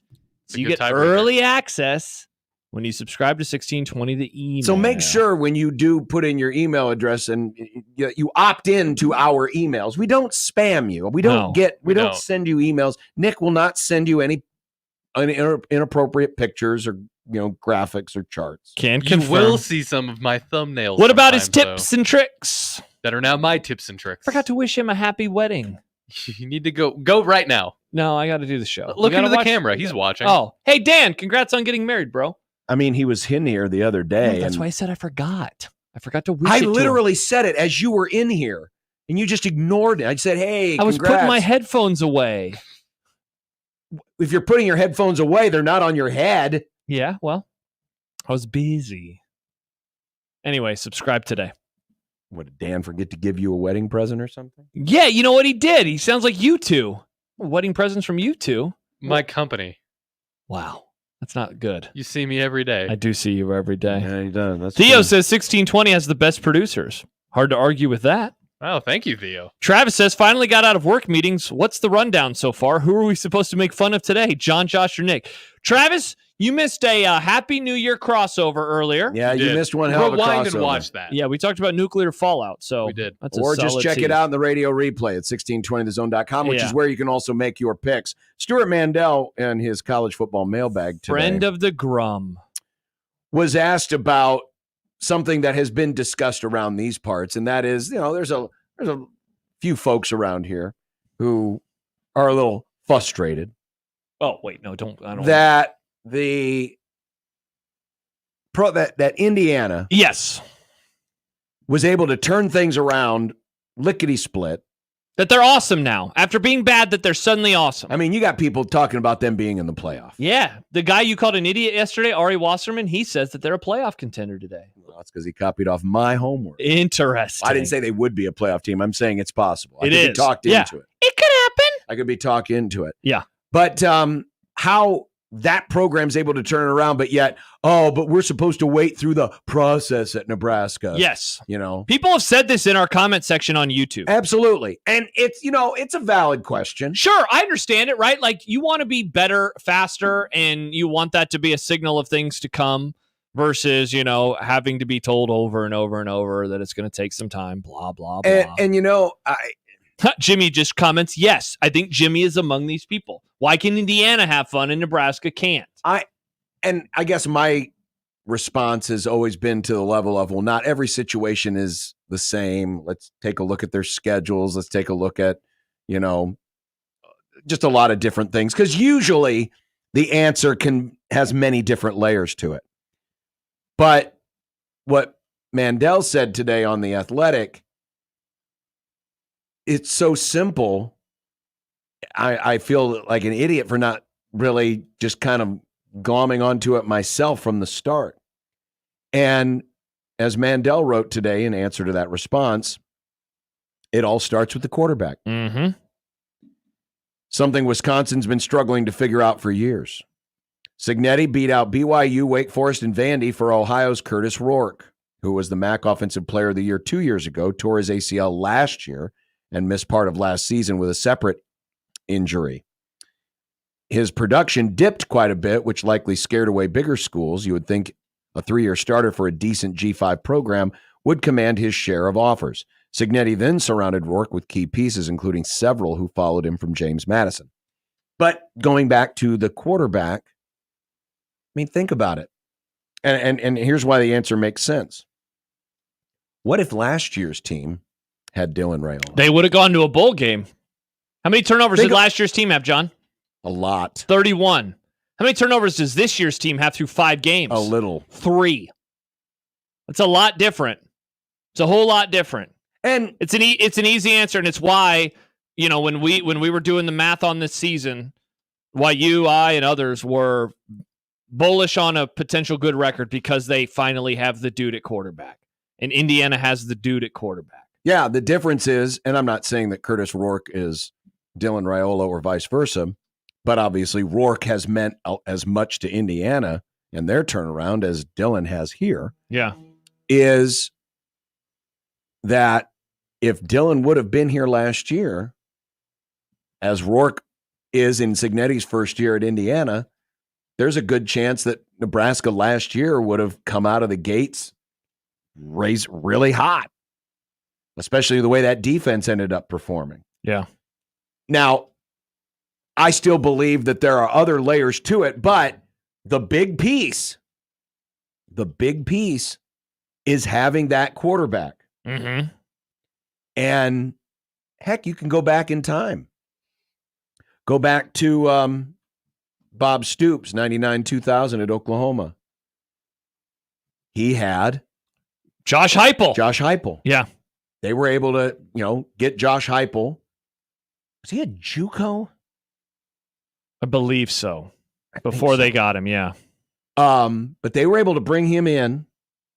Granted, had great coaching, too. Great staff that first year. And Oklahoma in 2 years was a national champion. Mm-hmm. In many ways, it does start with the quarterback. Yeah. See, now I'm confused because, as I said, Jimmy, our commenter Jimmy, says he's not convinced. Nebraska's had some good quarterbacks. And he says, what about Martinez, Zach Taylor, Armstrong, or Gans? More than suitable quarterbacks to win. They did win. Zach Taylor won 8 and 9 games in his 2 years as a starter. Joe Gans in his full season as a starter won 9 games. Yep. Taylor Martinez won, 10, 9, 10, and then he got hurt. Yeah. Tommy Armstrong won 9 games in both of his years as a starter. Yeah. They won. That's probably the record that Indiana is going to have. They will probably be an 8 or 9 win team this year. I mean, the schedule certainly sets up for them to believe in more. They're probably thinking 10 wins, but that is the same number of wins as those teams. There you go. So, Nebraska's done this. Nebraska's had this exact season before. Sure. In terms of getting off to a great start. You know what the difference is, though? Nebraska's higher expectations. Yep. Yeah. Much higher. Yeah. Folks around here can talk about how, the fan base has been beaten down enough that those long-held expectations are gone. No, they're not. Yeah. It's funny because, again, never. They're not going away. Why can't they why didn't they have the season like this with those quarterbacks when they literally did have that type of season with those exact quarterbacks? It's just that at the time it was, oh my gosh, why can't they win more than this? Why can't they win more than this? The fan base certainly can be a little more tempered, which I think they have been, but don't think that the traditional Nebraska expectations have been beaten out of this fan base entirely. Oh, hell no. No. Never. Yeah, that'd be like, the Yankees went basically most of the 60s and the 70s without winning a World Series. Mm-hmm. But as soon as they started smelling winning again, guess what? That old Yankee chutzpah was back. Same thing around here. Yeah. Because, and listen, and that's a good thing. That's a good thing because you always aspire to that. You got to have that. For sure. Still to come, Steve Murfeld is going to join us, talk about the start of Creighton basketball practice and the upcoming exhibition for charity for the United Way Disaster Relief Fund of the Midlands against Purdue at the end of this month, and more as the Royals game is just about to start. The Tigers are still leading, I believe, 1-0. Mm-hmm. They are in the 7th inning. 16-20 the Zone.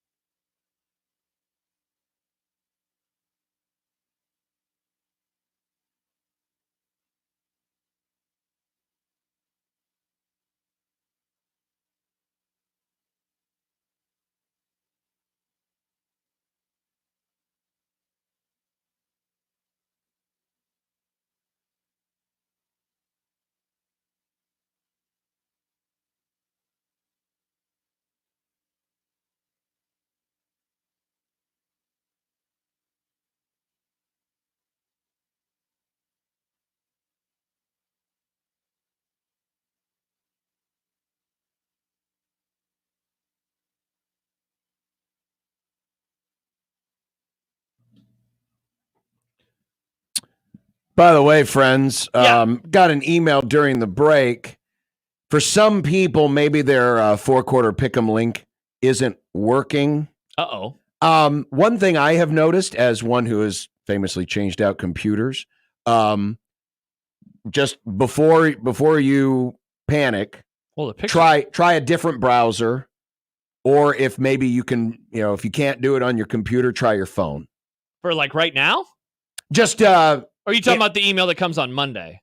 No, the link, just the link. If you go to the website, it's right. It's right. No, I know, but for some people, they're having issues. I don't know why. It could be a cache issue. It could be. Oh, a wait, cache you know issue. what? I'm having an issue. I click enter my. Well, it says enter week 4. It is week 4, and there's no games there. Huh. Okay. Here I was about to judge. Anyway, just check it out. If you have an inferior computer like Josh's Mac, it's not that. But just check some of those things because we want everyone to get in. Sometimes I've been able to do it like on my phone. There they are. I was able to. I turned off the ad blocker, and then it worked fine. Anti-capitalism, Josh. I do like blocking ads, John. I don't mean to keep picking on Jimmy in our chat, but I'm going to. We have a lot of Jimmies. Please specify. This is Jimmy Palmer. Jimmy in the chat. Because, again, Jimmy disagrees. He disagrees with Stuart Mandel. But there's one part in here that I want. Disagrees in what way? That it's not just the quarterback. And, again, he's the guy who mentioned all those quarterbacks. Obviously, it's not just the quarterback. But it's a really cheat code. It's a cheat code, and it really starts there. But I wanted to read this comment from Jimmy where he said, we have been through 4 processes. Not one can strike gold. And I would say this. Jimmy, Indiana has not won the Big Ten since 1967. So whatever processes Nebraska has been through lately, Indiana can say that for an additional 60 years, 40 years on top of Nebraska's wandering in the wilderness. And I would also say this, and a lot of the commenters are saying this, including a couple of texts that we got, like this one from Eric. Indiana's good, yes, but they haven't played anyone yet. Rusty in Albuquerque. Yeah, and that's part of it, too. I would take sustained success from Nebraska moving forward over flash-in-the-pan success. Here, now, gone tomorrow. This is very interesting because at this moment in time, like they are 5-0, and I think that they're performing very well. But very well. I mean, they're beating first time since everybody. The turn of the 20th century. Yeah, but they have won all their games by double digits. But like when I hear from people like him who are like, "Oh man, why can't Nebraska be like this?" I say, "You mean a team that might have like one solid season and then go back to being what they have been? Like that's not." Again, that's not what Matt Rule is trying to do. No. He's not trying to make the Dolphins. And don't also judge him against the sins of previous failures. Now, part of that for me is that I believe in what he is trying to build at Nebraska, and I believe that he has a plan on how he can do it where previous coaches didn't. But just because year 2 isn't a microwave success story, as the Royals, I don't mean to spoil things, but the Royals just went up 1-0.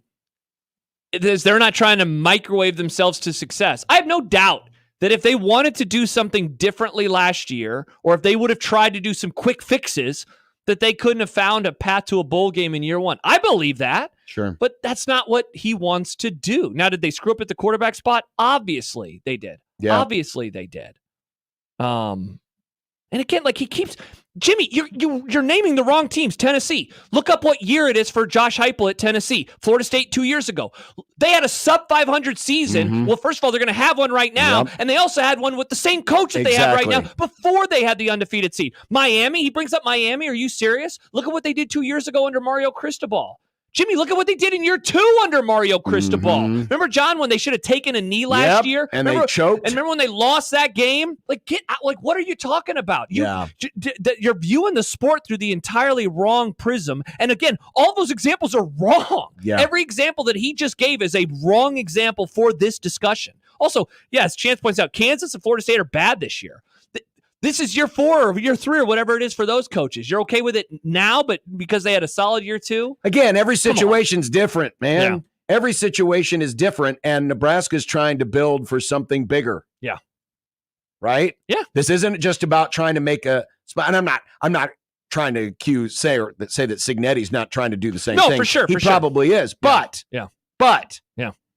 everyone's plan is going to be a little different. Yeah. You know? Not every great building was built the same and took the same amount of time. Well, look at the Kansas one. So he used Kansas as an example, and we won't use this year. Year 1 was 2-10, bad, worse than Matt Rule's year 1. His second year was 6-7. Does Nebraska not look like a team right now that will have a better record than 6-7? I certainly think so. And then year 3, they were 9-4. But again, Kansas, like Indiana, is being judged against their own program expectations. And so a 6-7 year for Iowa seems awesome in year 2, and that's apparently what Jimmy is pining for. Well, good luck then. Nebraska's probably going to get to 6 wins this year, and you're going to get exactly what Lance Leipold delivered in year 2. What Bingo. are we talking about? Yeah. Good Lord. The Astros have taken the lead 2-1 No. on a fielder's choice and a sacrifice fly. And Vinny Pasquantino's single has given the Royals a 1-0 lead after a leadoff double in the first. You'll be happy to know that the Royals now have a 52% chance of winning. Thanks, ESPN. What would I do without your beautiful statistics? The Astros now have an 88% chance of winning. By the way, Mike Norvell, year 2, 5-7. So if that's what Jimmy wants, Jimmy, I think you're going to get what you wanted. 500-ish seasons in year 2s from all of those programs. Good God. Yeah. Every situation is different. Yeah. Every situation is Good different. God. Just be happy. You have the quarterback. That part of the equation has been answered in the affirmative. Yeah. And his brother's coming too. And his brother, and he's a left-handed quarterback. And named after Ohio. Oh, he's a lefty. He's a lefty. That means the ball spins differently. Mm-hmm. It means those receivers will have to catch things. Oh, it's going to be hard. Yeah, it spins the other way. All right. When we come back, Steve Murfeld, Creighton assistant coach, will join us. Basketball practice started last week, and at the end of this month, charity exhibition against Purdue. Those two teams almost faced off for a chance at the Final Four last year. They will face off this year with the proceeds of this game going to the United Way's Disaster Relief Fund of the Midlands. So more details on that and more with Coach Murph as we continue next on 1620 The Zone.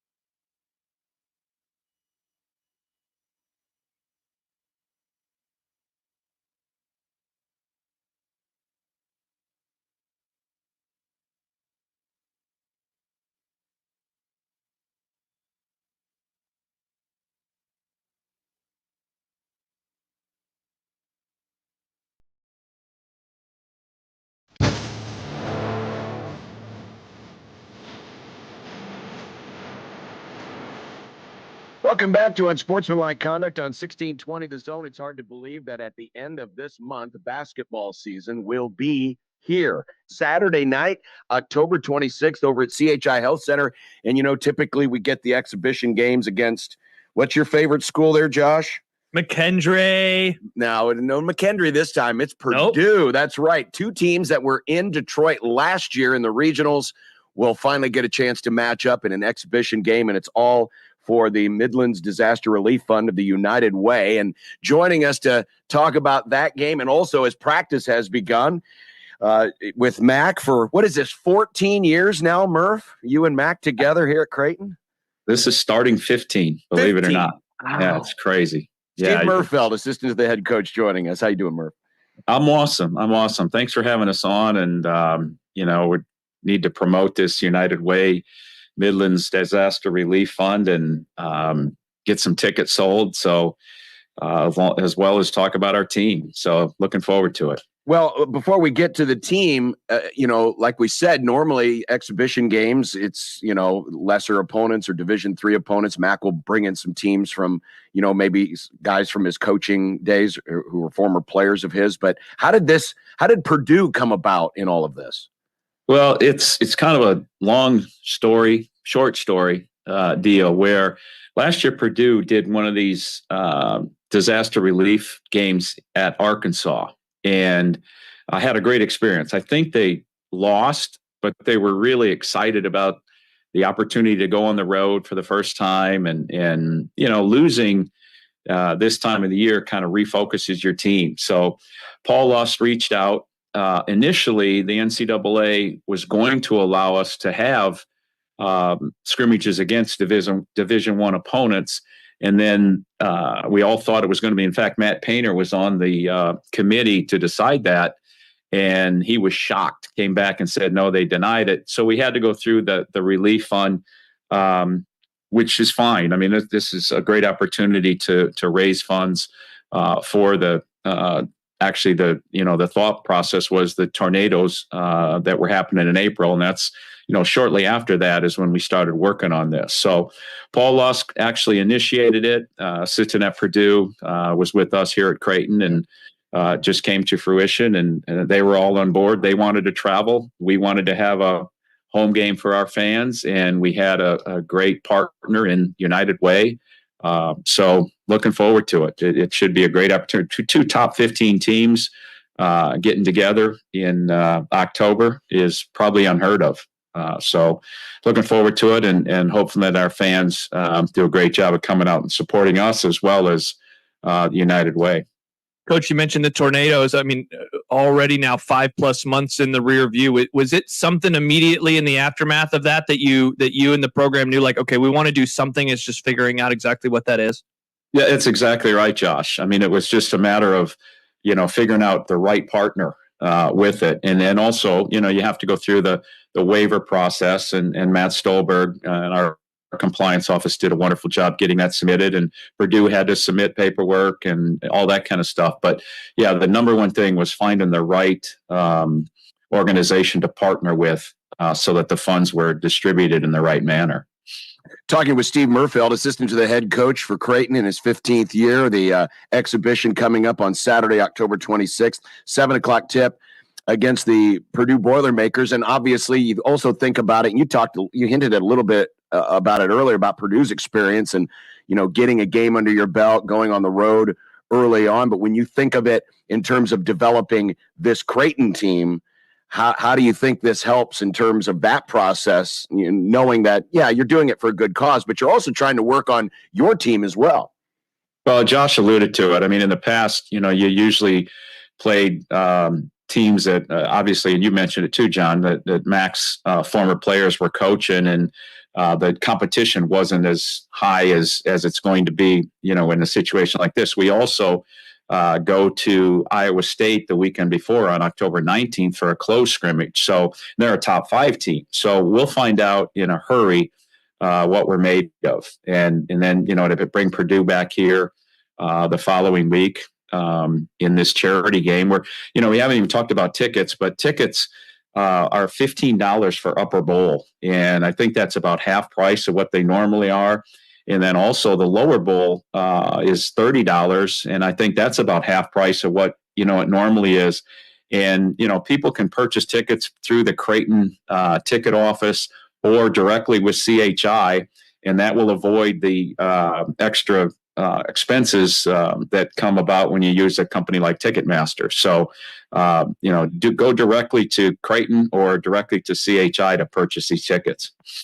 Coach, kind of along the lines of what John asked you, I'm curious about, this is a great opportunity to raise some funds for what happened back in April, but also learn about your team. How do you balance this is awesome with all right, we're also trying to grow as a program right before the season starts? That's on the head coach. I'm sure that both Coach Painter and Mac will, get together prior to it and come up with a plan. I mean, that usually, especially, in the close scrimmages, the head coaches get together and decide, this is some things that we need to work on. These are things. So they'll have a conversation prior to it, and it'll still be played as a game. You're going to want to compete and you're going to want to win. But I think our objective is to give everybody an opportunity to play in this game. So, sometimes, guys perform different when the lights go on, in a game situation than they do in practice, and vice versa. You can have some great practice players that struggle when the lights come on, and this will give both teams a great opportunity to play in front of a crowd and the lights are on. So it's beneficial in a lot of ways. Talking with Steve Murfeld again, the exhibition coming up Saturday, October 26th. It's a 7:00 tip. Tickets available at chihealthcenteromaha.com or, of course, go Creighton.com. And as Murph said, they're half price, maybe even less than what you would normally pay, whether upper bowl or lower bowl. And yes, there are still some lower bowl seats available as we speak here on Wednesday. Murph, when we talk about the team, obviously you miss out on guys like Baylor and Trey, who were such an integral part of the last couple of seasons. You bring in some new blood, including Pop Isaac. So it with the transfer portal, you get the opportunity to bring in experienced folks from other power conference programs. How has Pop worked in so far with the rest of his teammates? It's only 1 week into practice, but I know there's been other work during the off season. Yeah, we've had a lot of success with the transfer portal, and I think that Creighton, because of our brand, is very attractive to some of these guys. So, with bringing Pop Isaacs in and Jemiah Neal, they're excited about this opportunity. As I mentioned, the brand is out there, that Creighton plays the right way. They share the basketball. They make the extra pass to turn a good shot to a great shot.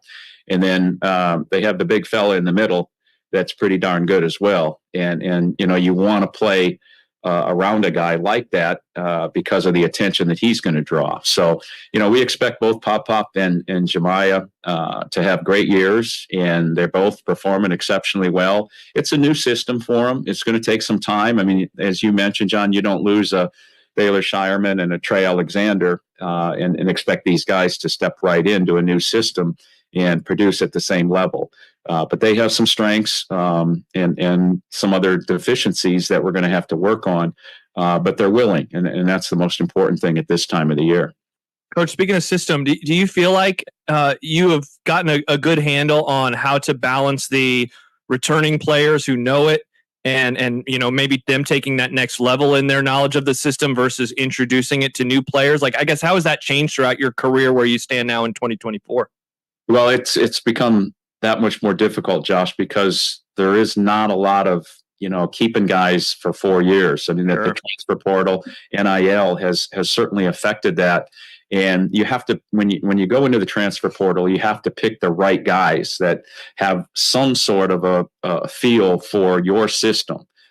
Because if it's not that, and Pop Isaacs is a prime example of someone who defensively, at Texas Tech, they drove everything to the baseline. Well, we drive everything to the middle because of Kalkbrenner. So that's been an adjustment for him.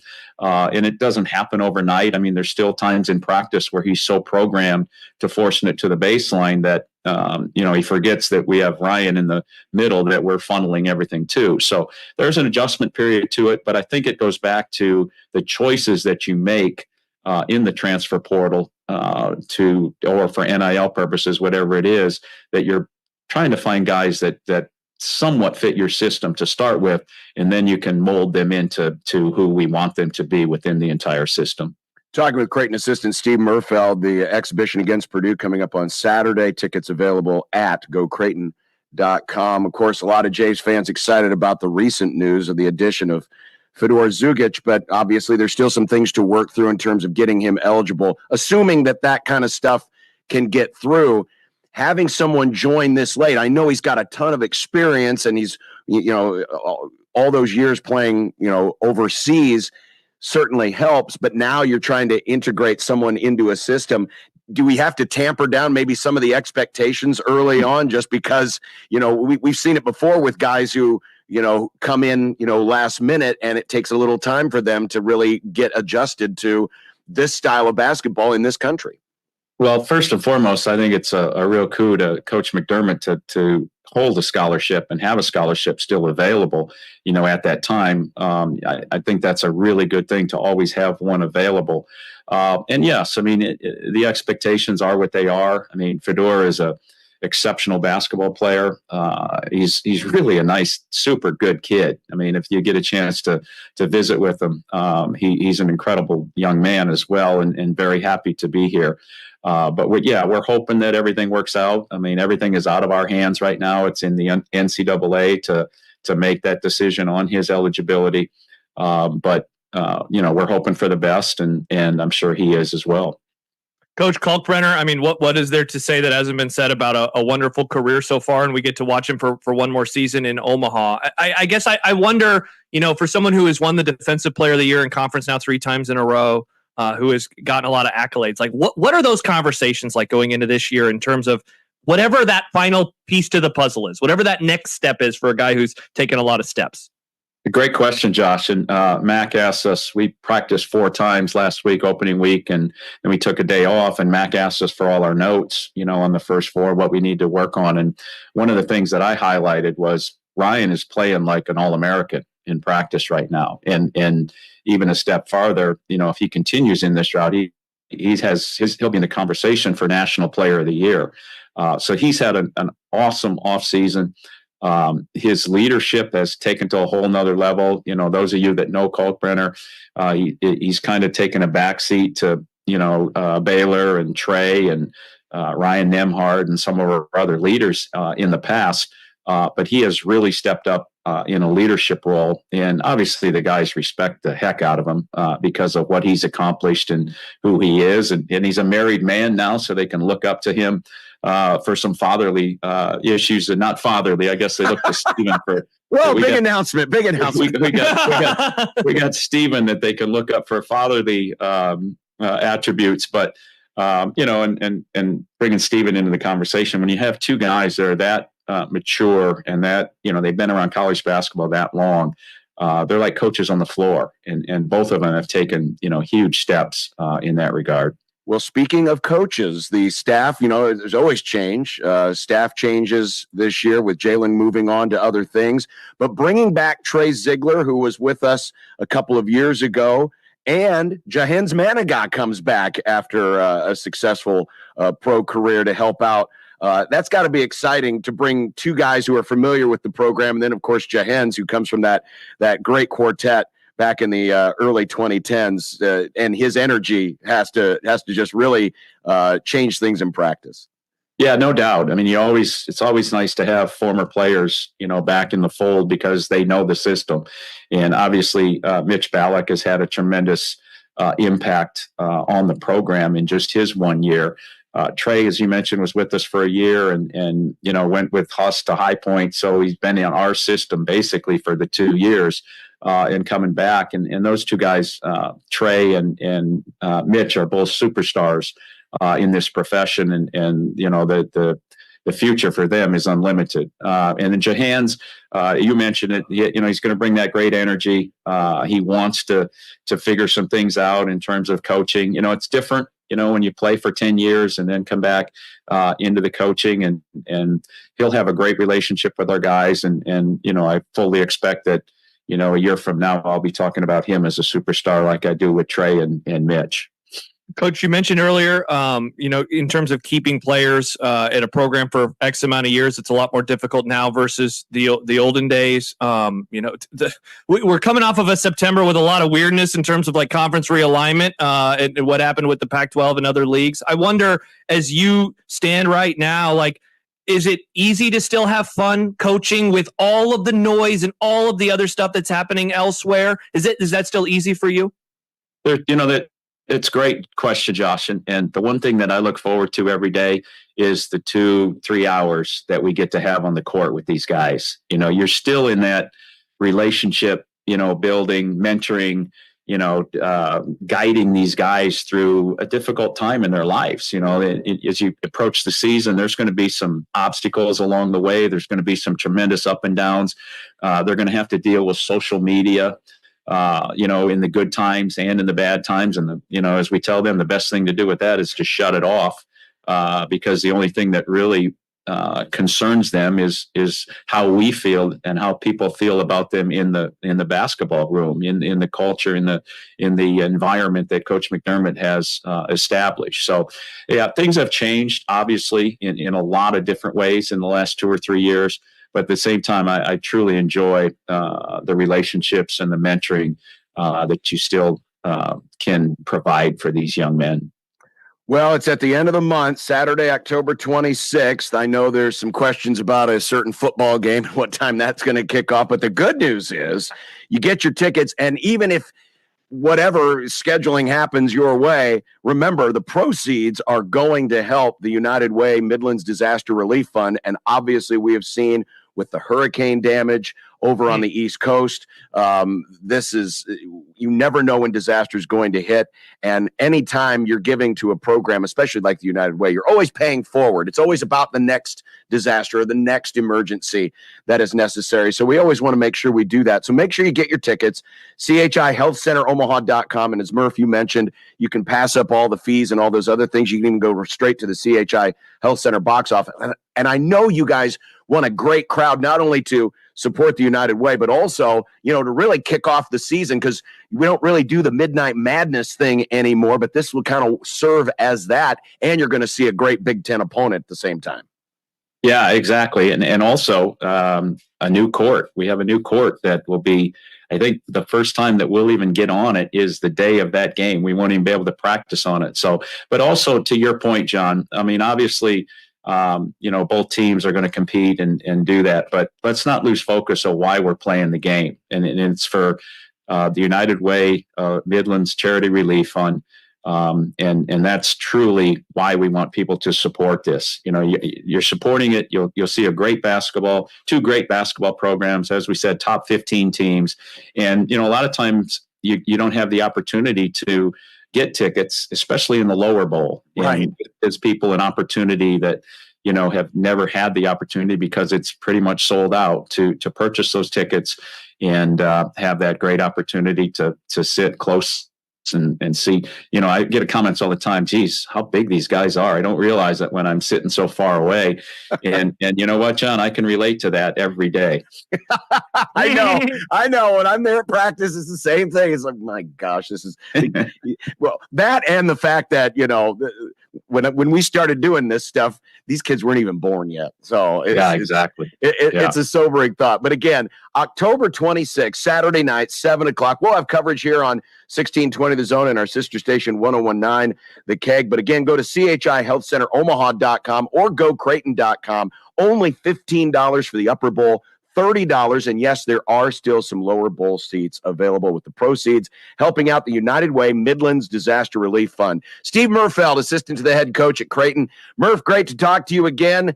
Sadly, we'll be watching Rob's Brewers, not our Cubs and Cardinals in the playoffs this year. Yeah, I guess I got to become a Brewer fan for a little while. No, you don't. No, you don't. Brewers and Padres. John McHugh's brother Jimmy works for the Padres. Oh, that's right. That's right. So those are my clubs moving forward here in the postseason. Sounds good. Murph, have a great month, and we'll see you at the end of the month, and let's get those tickets sold.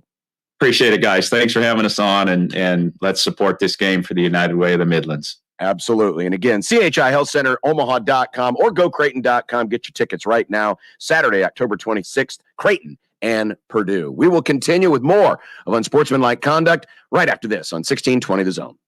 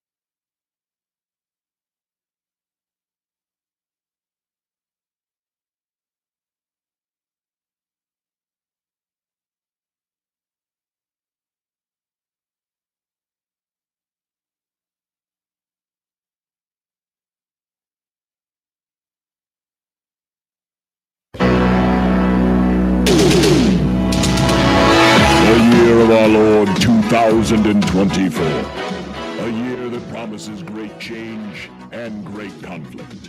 The accusations are already streaking across the rhetorical skies. The citizens are restless. It is a time of civil war. In college football, a new 12-team playoff marks a new chapter. An entire league has crumbled, and in its wake comes 4 mega conferences seeking to restore order to their championship games. How will ties be broken? Draw cards, a vote, a coin flip, an arm wrestling match?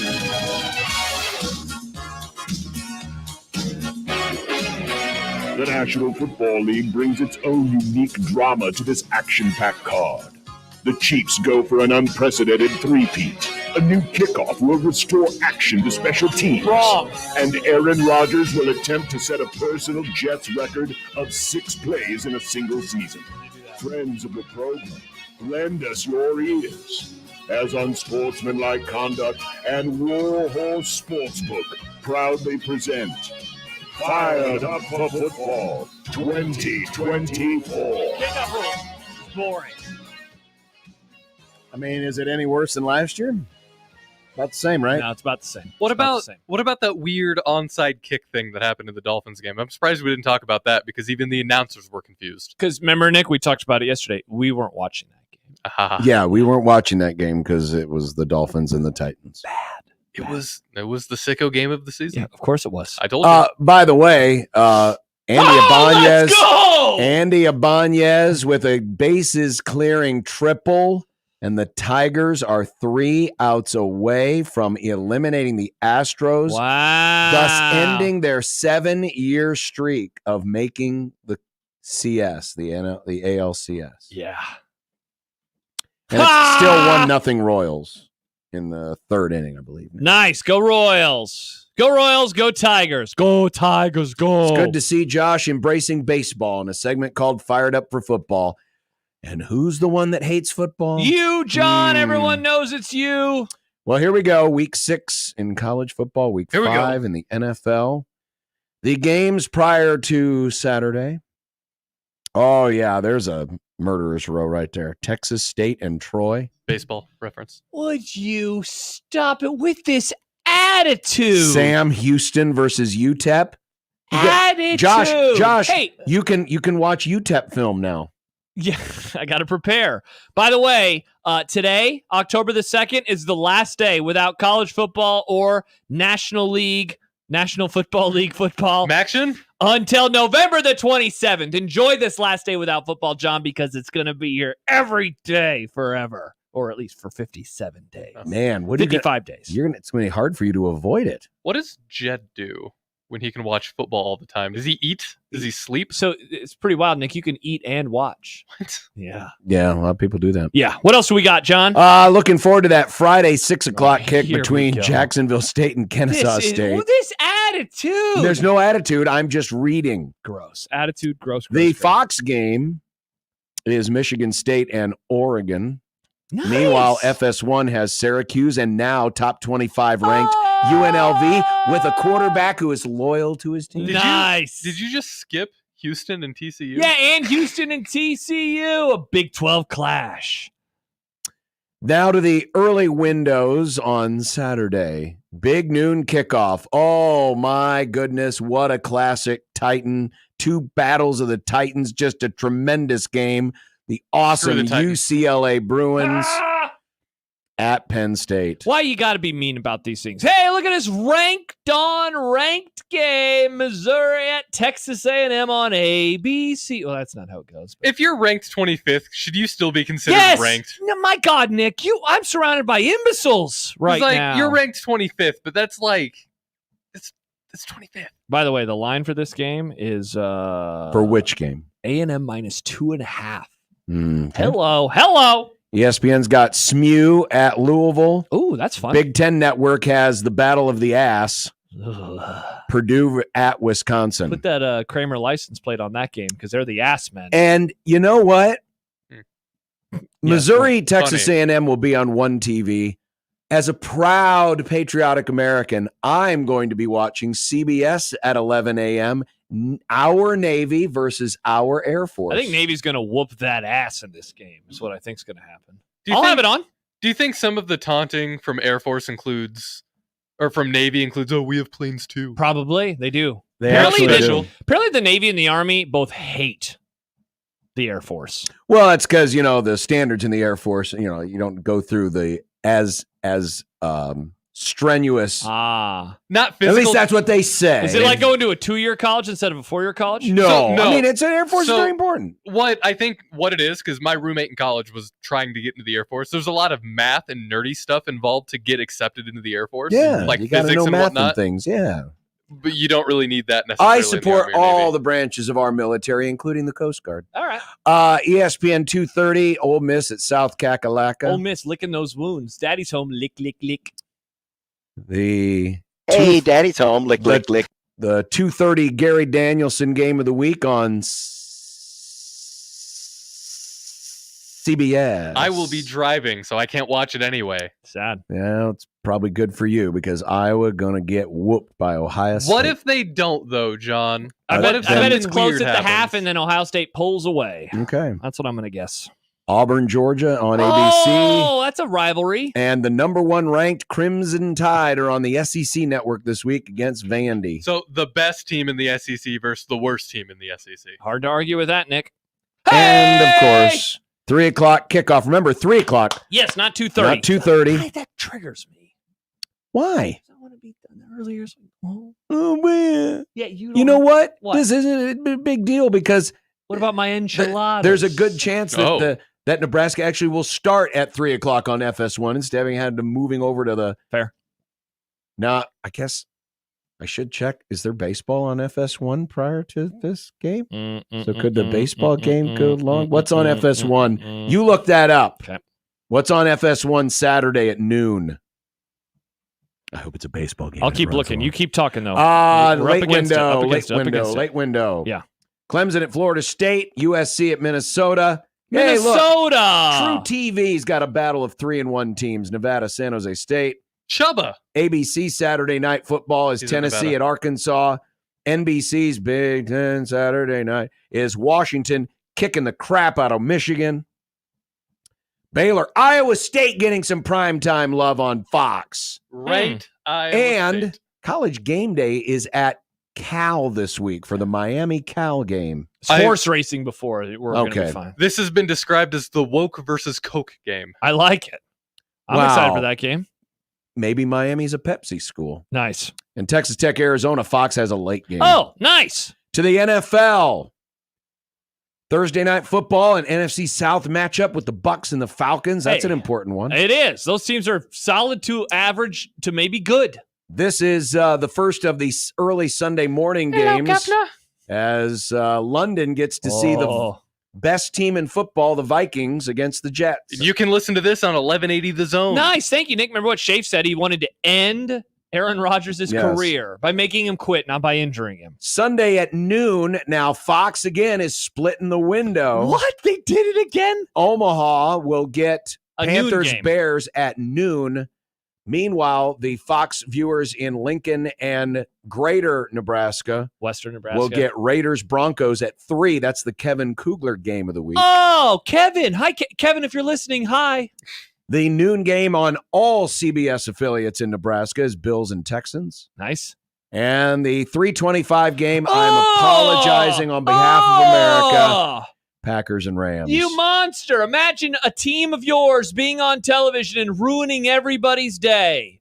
Well, it could be worse. It could be ruining everybody's night, which is what Maga's team will be doing as they travel to Pittsburgh, and hopefully the Steelers throw them in a melting They pot. will. I don't feel good about this game, John. And Monday night, Saints at Chiefs. We'll talk about that with Mitch coming up. Not double. It is no. It's not a double header. It's a single real header. Monday night. Not double header. Game. Single header. Monday night. A real Monday night. Just football one game. head.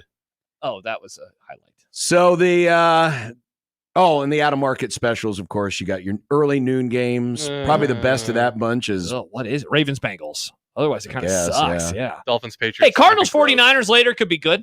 Yes. No, the Cards haven't looked as good as I was expecting them to. Grades this week. Whoa, the agreement, boys. A lot of consonants. Yeah. I gave it all a C minus. I went a C plus, and a C plus overall. Nick, give us dose. Give us two of them.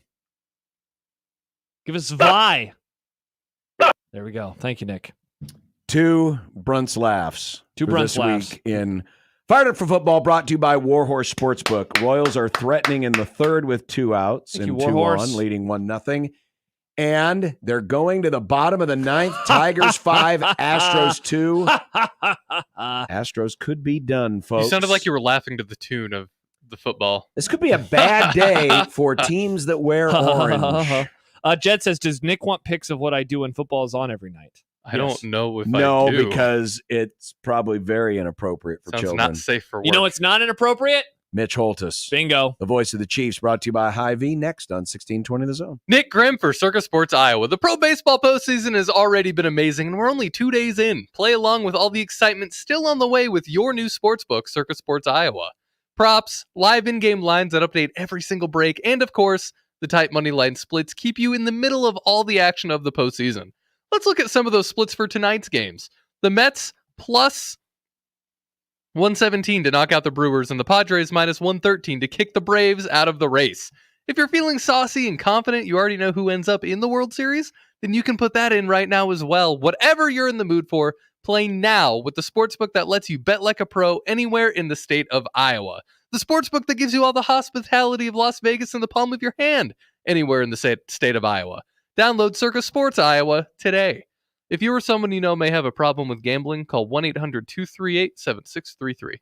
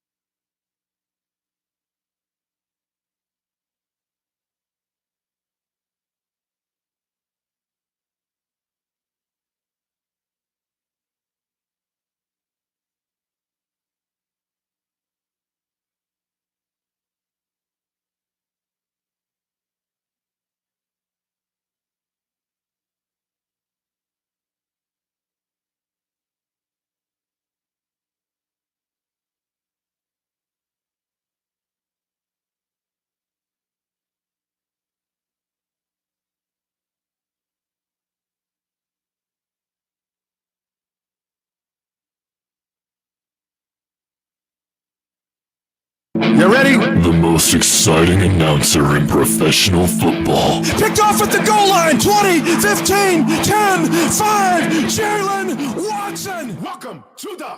Nobody can paint a picture with words quite like he can. They might just be gargling in the nectar by that game. I think the rectal buzz that you get from the seat, maybe, you know. The man. Touchdown! Kansas City! The myth. You can doubt the Chiefs. You can dislike the Chiefs. You can disrespect the Chiefs. You're going to have to deal with the Chiefs. The legend of the Hy-Vee salad bar. You want to chuckle? Guess where I'm right now? In the parking lot of the St. Joe Hy-Vee. Mitch Holtis. A 3-yard touchdown pass in overtime. Kansas City wins the game. 25-22. You can doubt the Detroit Tigers. You can disrespect the Detroit Tigers, but you're going to have to deal with the Detroit Tigers, who have just eliminated the Houston Astros from the playoffs. Let's go. Sorry, Mitch. I hope you didn't copyright that, but we're celebrating a Tiger win right now.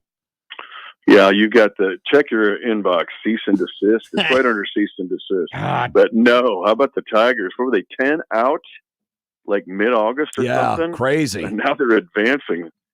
Wow. They traded dudes off at the trade deadline and got better.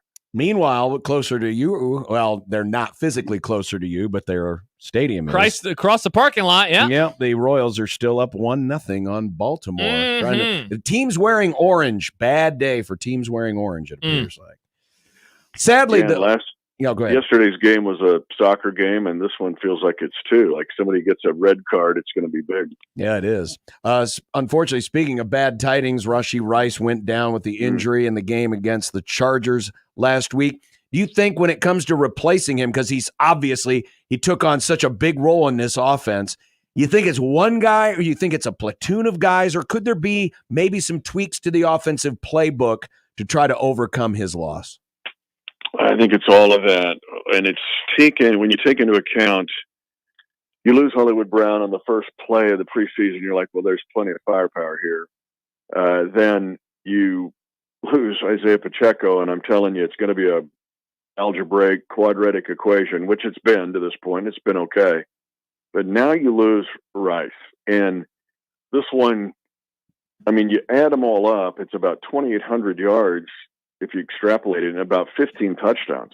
So it's all of that, everything you can think of to try to compensate for this loss. So yeah, this one's tough, and he's getting further evaluation. So I'd stay tuned on it. Nothing definite has been announced, obviously, and you're thinking this is Wednesday. Well, I mean, they're doing additional testing, so I would just tell everybody hang in there with it. Do you think, Mitch, that depending on the news, or is it regardless of the news, that they're going to look to add a piece from outside of the organization? Well, it's easier said than done. You don't have a lot of salary cap. You're going to have to restructure some contracts. And then what are you going to do? I mean, who's out on the street that you can plug and play and go, hey, get up to speed with this offense? Two, everybody's like, well, go trade for Devontae Adams. Yeah, the Raiders front office would go, well, we'd be fired. The rest of the league would fire the Raiders, I think, if they did that. So it's just, we got to be realistic here. Right now, it would be look at your practice squad. I mean, look for elevations to happen this week. You know, potentially a guy I've talked about before, Nico Remigio, who is good at running those kind of Rice routes, the inside routes, the pivot routes, the slice routes, the crossers in the middle. And he's got some girth to him. He's not as big as Rashee, and I'm not saying he is Rashee, but you're looking at, I'm trying to answer your question. It's a whole bunch of stuff. Yeah. Yes, you look outside and Veach will be looking, but inside your best bet, at least in the short term. Mitch, did it surprise you how effective Kareem Hunt was right back into this offense? Or is it just the fact that, you know, he's been there, he's done that, and this is why he was such a logical plug-and-play option? Well, I was very surprised because the indication I was getting that he'd maybe get, I told you guys, probably 6, 7 touches, and that'd be just about right, part of that equation. And he gets 14 runs. Yeah. And looked like 2017 doing it. I couldn't believe how he was so quickly integrated into the offense. His balance and his ability to take a hit and then move forward. He almost scores on the shovel pass on the drive where Samaje Perine gets the game-winning touchdown on the shovel pass. He spins. He didn't have any preseason. He hadn't played a lot. And if people are asking me, well, didn't he work out on his own? Well, yeah, you're not going out in the park and there's 20 guys with pads on hitting you as you're running ropes, right? So to go out there and play high-level contact against a physical team and take shots and deliver shots was a big surprise to me. Mitch, I wanted to ask you about the interceptions from Mahomes. I thought Derek Klassen of The Athletic had a really good write-up earlier today, and he kind of gave it with the usual caveat of, like, we've done this before, 2021.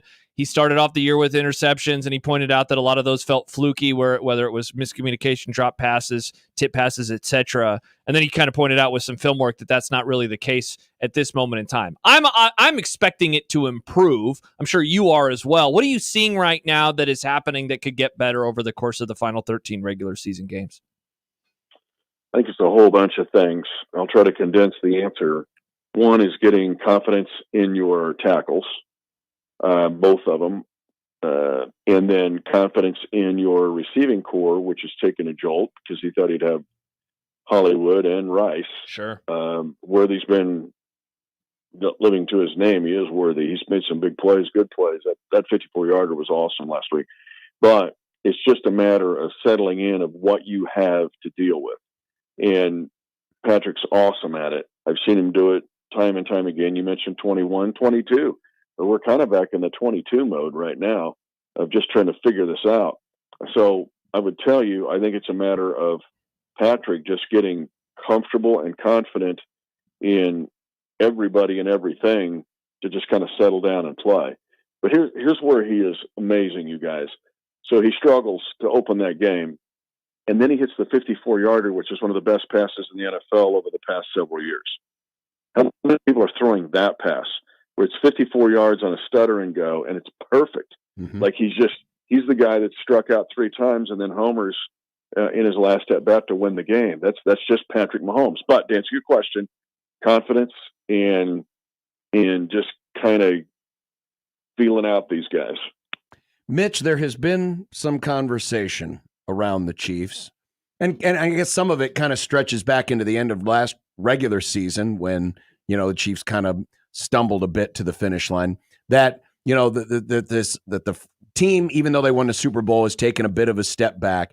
My argument has been that they're just winning in a different way, and that the bar of offensive productivity, especially in Mahomes' earlier days, was set so high that when people see them winning, dare I say, grinders, it gives off the impression that the team still isn't as good. What would you say to those who, maybe believe, and maybe some of those people are sitting very close to me right now, that the Chiefs aren't the same Chiefs that they were, but I think they're winning differently? No question. Now let me open up a discussion here, and I'm just going to do this now.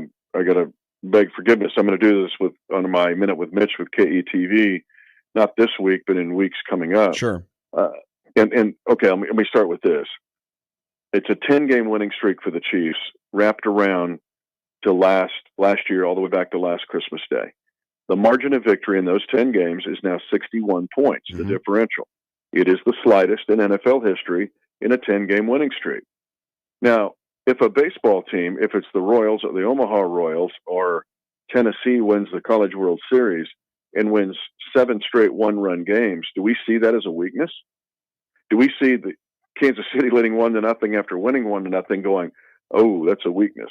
No, we see it as, man, they've got the propensity to win one-run games. So why is it different in football that you've got to blow somebody out when you win 10 straight times? Now who are those teams? That includes 2 wins over the Chargers. That includes a win at Atlanta. That includes 2 wins over Baltimore. That includes 2 wins over Cincinnati, a 28 below 0 game to beat Miami 28-7. It includes beating San Francisco and winning at Buffalo. Now that's your winning streak. Yeah. Okay. Pretty impressive. You won 10 straight. Why is that a sign of weakness when in baseball or soccer or basketball, you're looking at, let's look at the Big East teams. Hey, well, this coach, Ed Cooley, has been good. He is 9-1 in games decided by 3 points or less. Well, you use that as a sign of a strength, not as a sign of a weakness. Why is it different in football? You see my point? Yeah, I just think, Mitch, I think weakness are going, oh God, they're not as good. It looked pretty. It looked so different, and Mahomes was so unique and all this. I think that's what's clouding some people's judgment. I just look at him and I'm really impressed by the defense.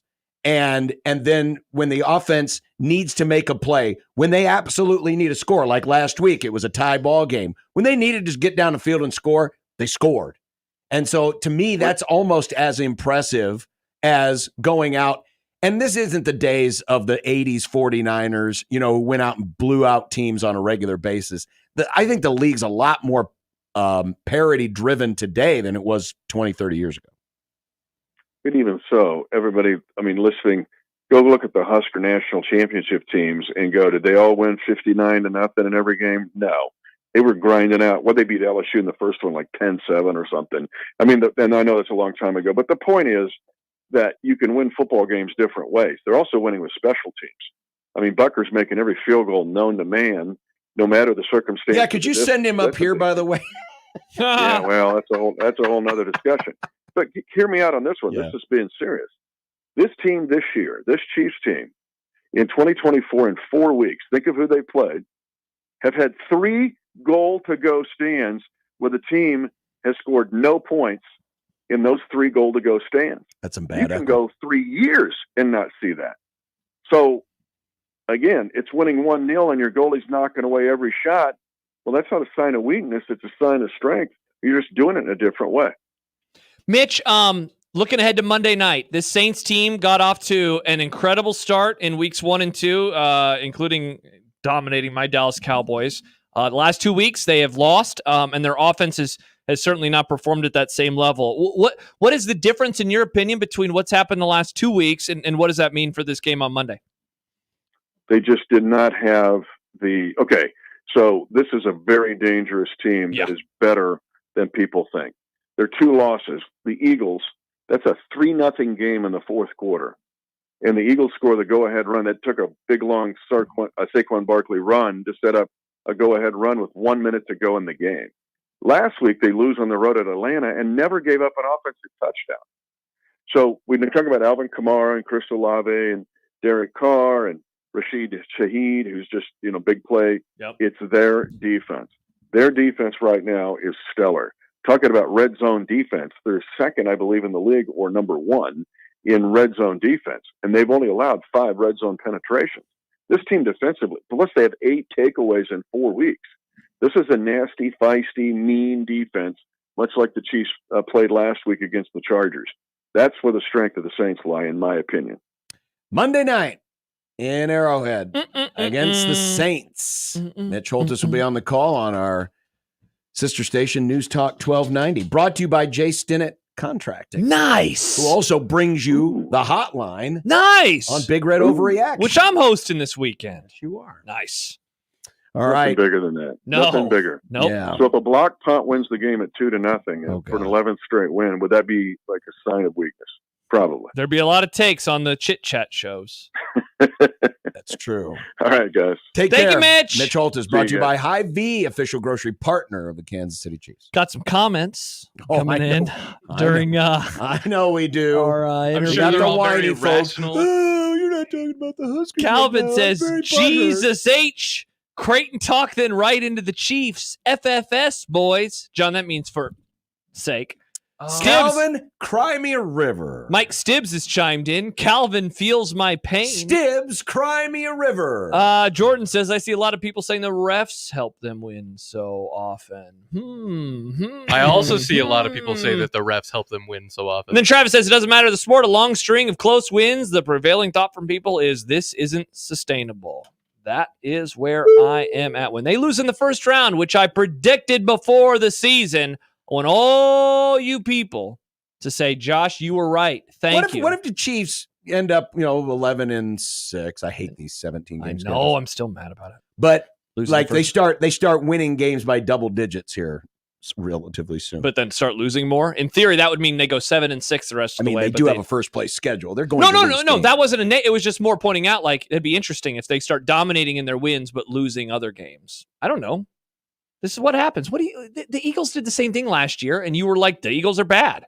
But now the Chiefs are doing it. You're like, oh, Patrick Mahomes, I love you so much. Mitchell, they're winning. Yeah, the Eagles were winning last year too, and you were like, this team's bad. This team's bad. Yeah, but you could see it. You could see it with the Eagles, and they were playing. Maybe some people are seeing it with the Chiefs. Jalen Hurts and let's face it, like, all trolling aside, yeah, they had 4 automatic wins in that division last year. Yeah, and they needed help in some of those games. Those games went down to the wire. Which is why Chiefs, I would argue, do not have automatic wins in their division versus what the NFC least was last year. I mean, they do get to play the Raiders and the Broncos. They haven't played them yet. No, they have not. Denver's got a good defense, though. They do. That's true. That'll be that. They beat the Jets. You know what? Jets, you idiots. That'll probably look just like that Jets game. I'm serious. Oh, it might be a 10-7 affair. Oh, boy.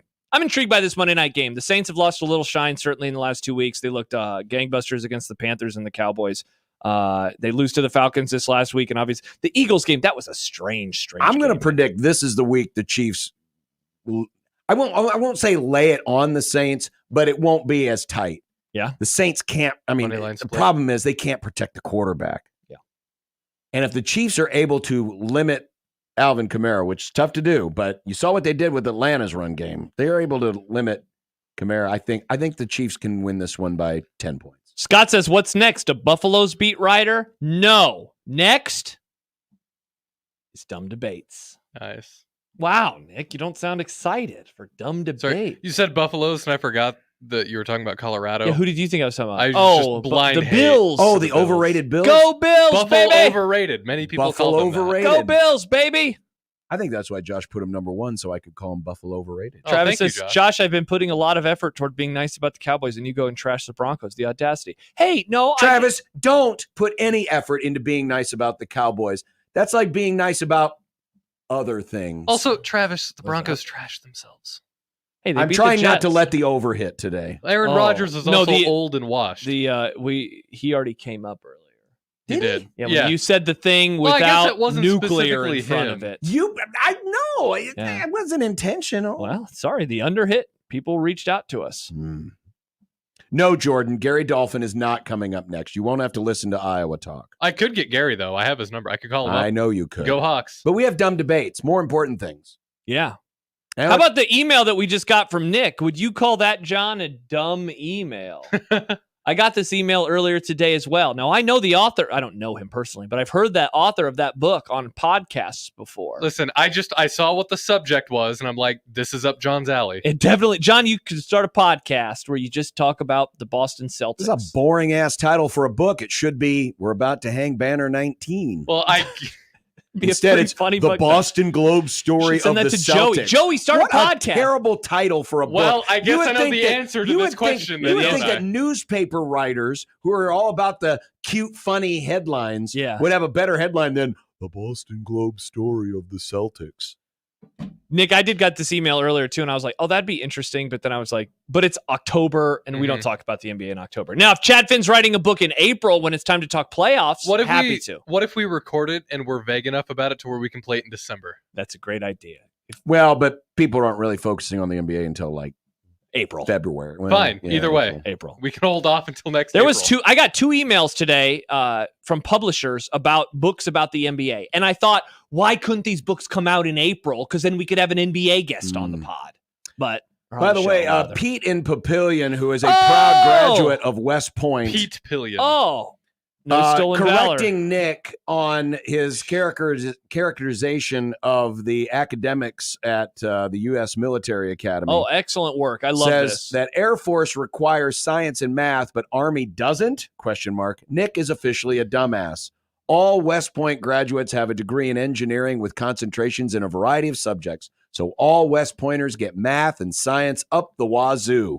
Dumbass. So my response to that is I didn't say that they didn't do math or science in the Army. I was just saying specifically advanced physics and calculus in the Air Force. Tough look for Nick. But also engineering, very good, important science, not physics.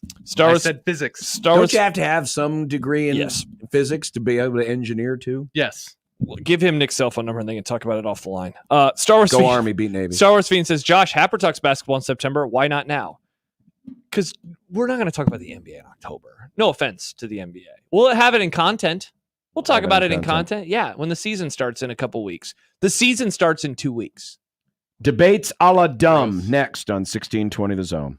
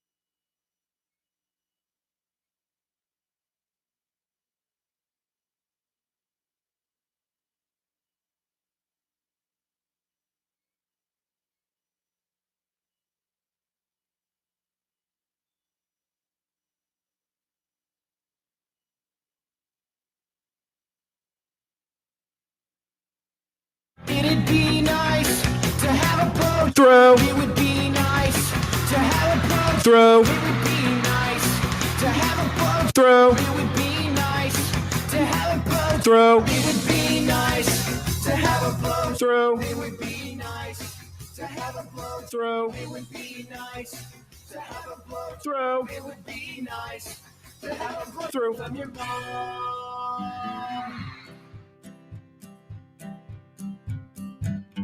Listeners and not to, we did anyway, dumb debating. John's computer sucks, Macs are the only way, dumb debating. Fullbacks are running backs, hamburger steaks. Josh is too dumb to eat a cupcake. Mainly to base. Does John like Nebraska or Creighton? Just three radio hosts on air, dumb debating. Die for the pylon or give up on the plate, dumb debating. Millennials are great and old should go away, dumb debating. Rarely do we find any common ground. Josh wants his food to be the best around. Even if it gives him fatal flatulation. Just three radio hosts on air, dumb debating. When a tree falls down and nobody's around, you can bet your ass it won't make a sound. Water ain't wet, you know nothing about hydration. Just 3 radio hosts on air, dumb debating. Just 3 radio hosts on air, dumb debating. It is Dumb Debates time here on the Grum, where you get to submit your questions to us, and then we tackle them at our leisure. You can send them to us in the Equitable Bank inbox, John at 1620thezone.com, Josh at 1620thezone.com, Nick at 1620thezone.com. You got so scared. At Equitable, we take banking personally and answer the phone on the first ring. He's dead, Josh. He can't hurt you. No, he's alive. He just celebrated his birthday, Nick. You absolute jerk. Sheesh. Also, you can tweet your dumb debates into the JTech Construction Zone Twitter feed at USC1620. Use the hashtag dumb-debate. I saw this on Twitter over the weekend. And no, wait, I saw it 2 days ago when it happened. Wow, liar. Yeah, John wrote, John is a runner. Hell yeah, John. You want to come on my podcast? Oh, is this your third burner now? You have a problem. No, this was, will Pete Rose now be inducted into the Major League Baseball Hall of Fame? I assume the lifetime ban has now been expired. Get it? Oh, because life. Dead. It's not a death time That's ban. a very cruel way to describe it, but I found obviously it's not. If you want more of an explanation, check out Mike Farron's segment yesterday. Yes, true. Indeed. Yes, I don't think he's getting in the Hall of Fame. Yeah, I don't either. All right, let's get to actual. This is important, or not important, but this is timely given that the weather has just been, now today better, but the last month was very warm. Yes. Very warm. So Tomorrow's going to be almost 100. Yesterday was great. No, wait, Saturday. Saturday's going to be almost 100. Yesterday made me so happy. It was sweater weather all day. I wore my sweater. Yep, not tomorrow. I love that sweater. Jordan says, is it hotter than balls or hotter than hell? I like hotter than balls. Right, but I think hell is hotter than how hot balls get. Like, balls can't get as hot as hell. No. I mean, there's different If tiers they of hot. did, your groin would burn off. Yeah, everything would burn. You would and melt. you'd be dead. Because I imagine hell. It'd be like melting in a nuclear holocaust. I guess it depends on which circle of hell you're in, because there's some circles that are like really it's cold. No, they're not. What? Different circles of hell. No. The Divine Comedy. That's not real though. That was a book. That's not the Bible. Some people could argue that the Bible is a book. Yes, okay, fair, Nick. But Divine Comedy was not like given from God. It was somebody's interpretation of hell. That's fair. Yeah. Josh, I've always Josh imagined- is pulling the preacher's kid card on you. Yeah, so I know what I'm Son talking of a about here, preacher, Nick. man. do not deny him. I think I that acquiesce. said, the more fun one to say is hot as balls. Hot as balls is way more fun. Yeah, because it's like, oh, that's so hot. I think of Yeah. myself at the College World Series and my sweaty backside. Yeah. I'm going to do a trio of questions that were sent in Trio? by Star Wars Fiend, or as I like to call him, Jar Jar Binks. Mm-hmm. You have the last pick for your softball team, and you're down to either Jack Mitchell or Nick. Who do you take and why? Jack, because he actually played sports growing up. No offense, Nick. I played football. He did. But Jack has hit a ball before. I've also hit a ball twice. He did. Yeah, but that didn't happen until like the last 2 months. Nick is also younger and more spry. Wow. I'm a young, spry boy. The young Spot spry the boy. lie. No, there's no lie Jack detected there. literally started this team so he could be the manager he never intended to play. Fair point. Kind of like Pete Rose when he became the player manager of the Reds. Are you saying he's been betting against his team? I mean, look at how badly they've been getting throttled, and I'm guessing Jack's been probably betting against his own team. I'm also going with Jack. I'm going to go with Nick because I think I can work with him. I think I can mold him into something that could be a productive ball player. John's going to be my Jack Darth Vader. and his age and rapidly deteriorating body. Wow. I got a message from somebody. I trust. I think I can keep Nick going more. Got a message from somebody that says Team Never Jack. Team Never Jack? Yeah, wow. Also, I'm a contact hitter. I would always make contact. Famously. Not always. Most, like 80% of the time, I would make contact. I only struck out like 3 times. Star Wars Fiend also asked, the Halloween franchise was not a horror movie, but actually a long family drama that lasted over 40 years. That's a fun way to describe it. Is Jason the name? No, that's Michael Myers. That's Friday the 13th that you're thinking of. Sorry, Jason Voorhees. I get all the slashers confused. The slashers don't do anything for me. Wow. I don't like slasher Not even movies. the OG Halloween. No, they're so boring. I to like me. the OG Halloween. They're so boring. The OG to me. Halloween is it's I mean by later standards very tame for a slasher. Right, It and is. it's not even that it's a I like it for slashing- the story. It's not even I that like it's the story too. It's a good story. like a slashing thing. The story doesn't even do a whole lot to me. I like more of the psychological stuff. Like we watched Alien for the first Girl time. is getting obsessed over by a serial killer. That's very pretty psychological. yeah. But not in the way that I want. Like Alien. I really liked Alien Okay. when we watched that for the first time. I like Get Out, Yeah. movies like that. Oh, Knives Out, Reminder. I really liked. we have our movie coming up. Yeah. Ready or Not. Have you watched it yet? No. When are you doing it? You I got to don't watch know. it, John. It's 80 minutes. It's only Wednesday for crying out loud. Yeah. I don't normally And then watch tomorrow's Thursday, and then it's What do you movie mean? You're club. usually working like 2 or 3 weeks in advance. You probably already watched whatever your next pick is. Yeah, whenever No. John picks a movie about fly fishing or whatever, he watches that the weekend before. it. Butt hurt over here. That It was wasn't a good movie. Yeah, that movie sucked. You've picked some pretty bad stinkers too. I think most of my picks have been good. No, they have not. I've got a good batting average. I like this philosophy though. It is kind of a family. It definitely is, yeah, because she was related to Jace or to damn it, Nick. She was related to Michael. I don't remember the exact relationship. Yeah, I don't either. Sam says, wait, that guy tweeted the Halloween family drama thing into Happer today as well. We're getting leftovers on the Grum. Oh, Hand me down, dumb debate. Wait a minute. Sloppy Wait a seconds. minute. Come on, They Star don't Wars do fan. dumb debates. We do. Yeah, dumb but they debates. do the The tweet opinion bag. and the opinion thing today. That- yeah. I have an opinion. I have an opinion. This is Unbelievable. unreal. Stolen All right, what was valor. the other one then? I bet this Is was there probably one more? stolen too. Was Han Solo lying when he said he made the Kessel Run in 12 parsecs? Given the black holes he navigated, this was a shorter route and not the actual true Kessel Run. Oh, I don't. Well, did you watch the Solo movie? Yeah, didn't he do it in the Solo yeah, movie? that's the bit. Have you ever seen the Solo movie? Yeah. Okay. But I also, liked it. Han Solo It was loved fun. to embellish the truth anyway. That's what he did. He's a He- dirtbag. That's why him and Lando liar. were besties, because they Yeah. did the same thing. Yeah, Yeah. he's the Jim Harbaugh of the Star Wars universe. I mean, if the black hole is He's in better the than Kessel Jim. Run, it's part of the course. It's like it's shortcuts that you had in video games. You know, just to get it. Yeah. Oh, It's that's not in a speed. marathon, I would never do that. He speed ran it, and he found an Rosie exploit. Ruiz did it famously in a Boston I Marathon, and heard she about got this. away with it. If it hadn't been for you dumb kids. Oh, you go. I have one. I got this from a tweet, and there's a visual element to it. Okay. This was tweeted by Tony Pike. He said, "Healthy discussion with my son happening right now. Size scale aside, who's winning this?" And then there's a bunch of action figures of his sons. So we're talking a battle royal here. For the between- listeners who don't get access to the video, let's describe what is or for on- those of you who need to switch tabs over from the porn that you're watching.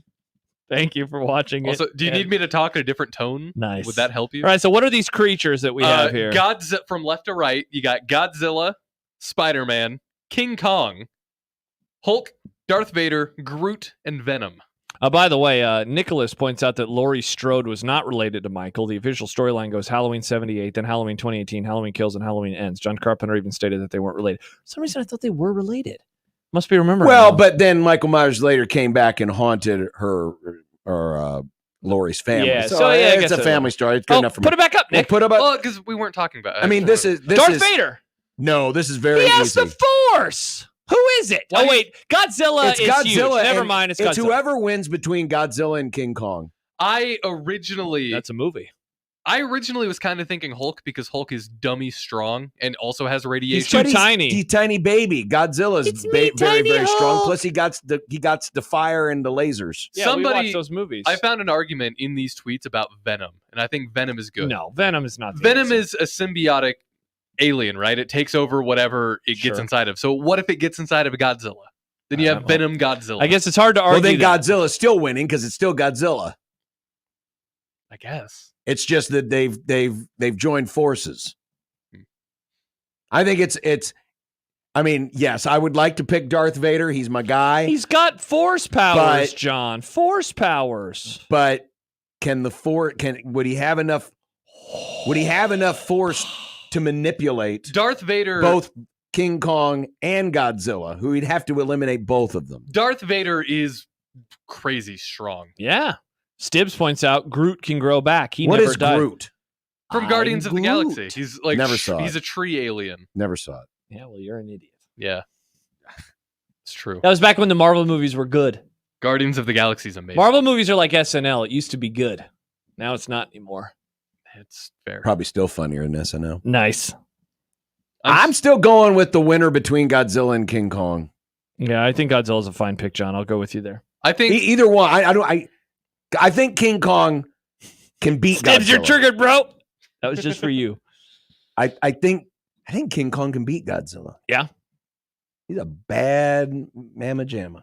How about this from Chris? Got that ape strength. With a K. With like bigger ape strength. But Hulk has Hulk strength. Would you rather Hulk's tiny baby keep your immune system as it is now and get sick on occasion with a cold and the flu from time to time, or 1 week every year, the same week, get hospitalized with the flu, but 1,000% healthy the rest of the year? So the very first thing he described is just me. That's what he's just how saying. I am. Yeah. No, that's what he's saying. So would you rather you just live your life like you normally do right now? You're sick occasionally, you deal with the sniffles, you lose your voice maybe a little bit, or 1 week and it's the same week every year. I assume we can decide what week it is. It's horrible to the point of hospitalization, but otherwise you're fine. I don't want to go to the hospital. Yeah. Have you seen healthcare costs? Yeah, a week Thanks a long lot, Biden. Oh, interesting that healthcare prices aren't you know affordable in America. Joe Biden. In America. Thanks, Joe Biden. A week-long hospital stay would kill you financially. And they're not going to admit you to a room right away. You would have to go to the ER if Damn you're it. that sick. So is the answer the other one? Because I want to say I'll go to the hospital. I don't want to go to the hospital. I can't afford to go to the hospital. But you wouldn't be able to plan your meals. It'd be disrupted. You have to eat what they give you. Oh man, I could plan it around not getting sick around marathons, which would be nice. It's a concern over the next week and a half. What if I get sick? I don't want to get sick now. It's the worst time. You deal with it. Yeah, I guess I'll just deal with it myself. I'll just be me. Maybe just don't have such a wimpy immune system. I guess that's true. Dirty Mark and the Boys writes, the millennials are great and old should go away lyric has expired. Josh is now 36, and that is more than halfway to 70.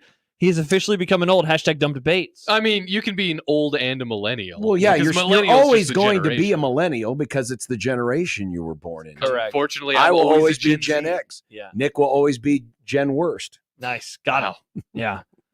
So, yeah, I do have older opinions now, though. People say that He does. Nick has taken over as the youth of the program. Yeah, it really did kind of happen overnight. It happened very quickly. We hired a 25-year-old, and I was 24. We hired a 24-year-old, and suddenly I became old. Yeah, it did happen. And then remember when I aged out of the 25 to 34 bracket, and I You were got so very excited because then I could click the older bracket on websites. How old are you? Not 25 anymore. That's for damn sure. You'll understand, Nick. It's fun to be in your 30s. Is it? I like being in my 30s. I'm having a great time. Congrats on having a great time. Yeah, we'll see what happens when I turn 40. But I I'm don't hoping it's remember. not an I don't existential remember. crisis like it is for some people. John, what was your midlife crisis like? Yeah, when are you getting a motorcycle, John? Or I'm a never getting a red motorcycle. Corvette? Oh, nice. I've always wanted a Corvette. Well, I love Corvettes. Me too. Corvettes are. Just sell your grill Awesome. deck. No one's going to buy my grill deck. By the way, the Royals had the bases juiced. Oh, and now they don't anymore because the inning is over. Wow, that was a bad strikeout. Well, this game's taking considerably longer than yesterday's. Yes, it is. It will not be over by the time the Grum is done. Well, but remember, it also started a half hour later. That's true. than yesterday's. Mike writes in, topic alert. This is the one that was #DumbDebate. In Mandel's mailbag, a Wisconsin fan writes, in talking about the painful rebuild the Badgers are going through. So I guess Dumb Debates, which team has gone through the most painful rebuild It's painful. or are Painful. still in one? It's painful. What is the of? And I guess I'm going to use this through like historic powers of college football. Which was the most painful rebuild? Was Alabama? Alabama used to kind of suck before Saban, right? Not that bad. Yeah, though. it wasn't that bad. They won a natty in 92, then they won one in 09. So that was 17 Okay. years, which is long for their standards. And they had some rough years in there. They were more of a joke, like where they would have weird. They got in trouble with the NCAA a lot, but they were still solid enough. They didn't have a Nebraska-like stretch right now. Where This they're, is a very tough question. yeah. Because everything's so relative. It's like rebuild to what? Are we talking rebuild to being a national title team Rebuilt to or just contender? a bowl team. I mean, Sam writes Minnesota was a dynasty through the 60s and then never got it back. Right. See, that's the other thing is, I mean, so a rebuild, doesn't the rebuild story have to end at some point? Yeah, I guess so. I mean, is Minnesota really trying to rebuild something that last happened over 60 years ago? I think at some point there's like a statute of limitations that exists where it's like, you are who you are. They used to be great, like the Army, right? The Army used to be a national title contender all the time. It's just those days are over now. Those days are now over. It's like official. It's done. Yeah. So to me, rebuild, you almost have to define it as we're great, fell off, return to greatness so that you can actually define the window. Okay. Now, if you want to take that out for a second, if you look at the historic timelines of we'll call them the historic football powers, and we'll use the modern power, or the ones we identify today. Okay. Arguably, Nebraska right now is going through the lowest of the lows. Well, not the lowest of the lows, but a very long, protracted rebuild, which, and we've talked about this many times, is moving with each passing year closer and closer to Minnesota, which is, it's no longer a rebuild anymore. You just are who you are. They exist in You're this not current, that program anymore. They exist in this current state. Yeah, like Oklahoma. So their lows, they had that stretch in the 90s, and it is only 4 years. Correct. They were 5-5-1, 3-8, 4-8, 5-6. And then they got Bob Stoops, and they won a national championship in year 2. And they have finished the season ranked in all but 3 seasons since then. Like, think about that. So, like, their low seems like, oh my gosh, Oklahoma.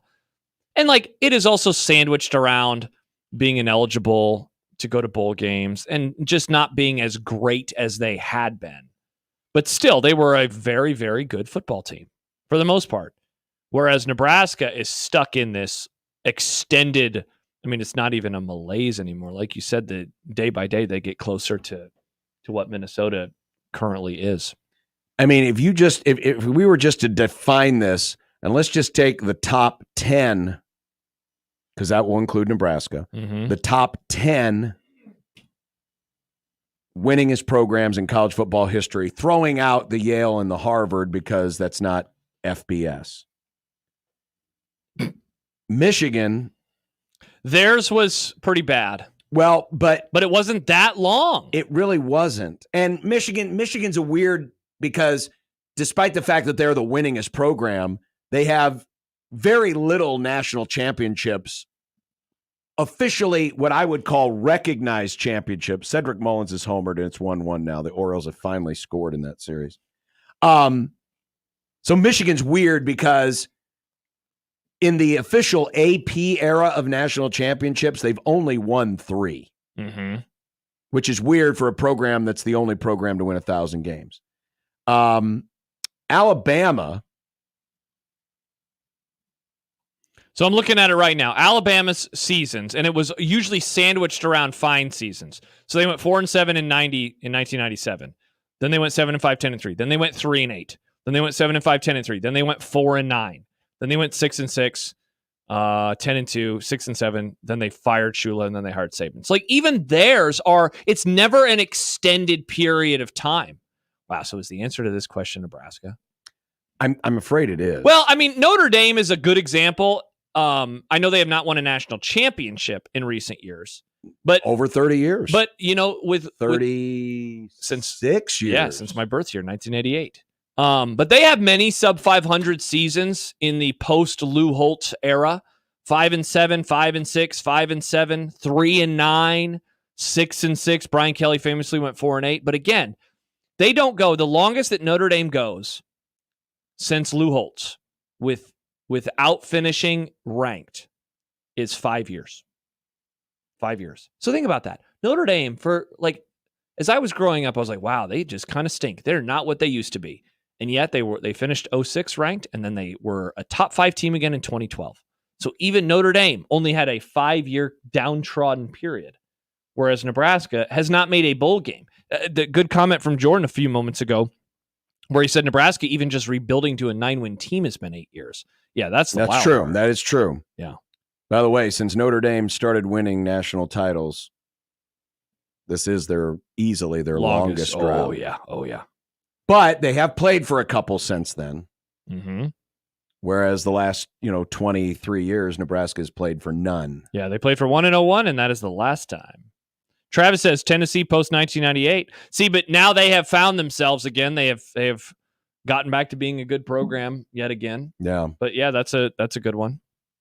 Crap, I think Nebraska's. I mean, what you're hoping for is that eventually, and you've got to define it. When do you define the rebuild is over? Yeah. Right? I mean, Miami is another good example, but their rebuild has not ended. The crazy thing is, Nebraska has the second most conference championships in college football history, only behind Oklahoma, and haven't won one since 1999. Yeah.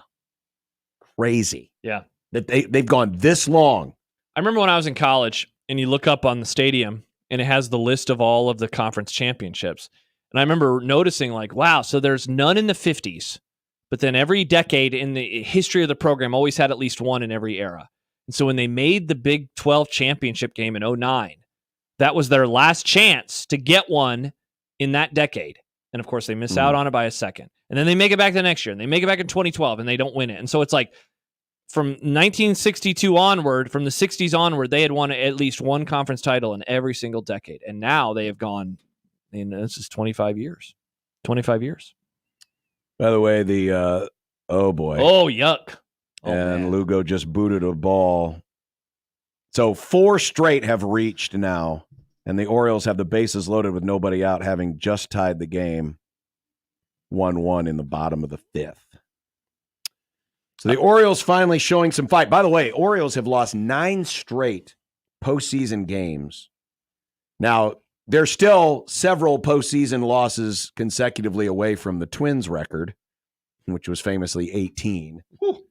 But they're trying to end just postseason games losing streak, currently at 9. Think anyone calls Lugo Loogie? Probably. I'm a little surprised they're keeping him out here right now. But, of course, the Royals' weakness was bullpen, so trying to save a little bit of that. Happer need a wellness check? Well, he just tweeted the Walter White, oh, God. Yeah, he's Remember, though, I mean, you can't afford to lose this game. People forget. So it's not like the season's on the line today. That's true. All right. That's Dumb Debates. Yes, it is. Thank you for your participation, people of the world. We always appreciate it. Mm-hmm. Josh worked very hard to watch some Purdue films, so we'll talk. I'm sorry. No, Rutgers. Rutgers. Oh, there's a pop out. So there you go. There's one out. If you catch it. Doesn't matter. Infield fly rule. Infield fly rule doesn't matter, folks. Duh. Even Jed knew that. Yeah. 16-20 the zone.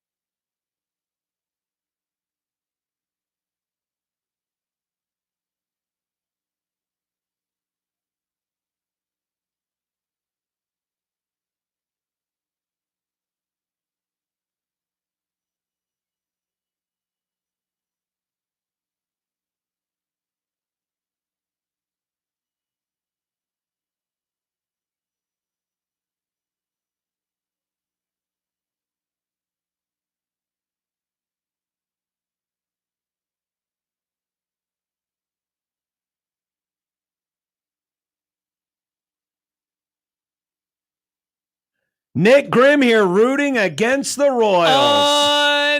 Unreal. I like Jackson Holiday. Oh, God.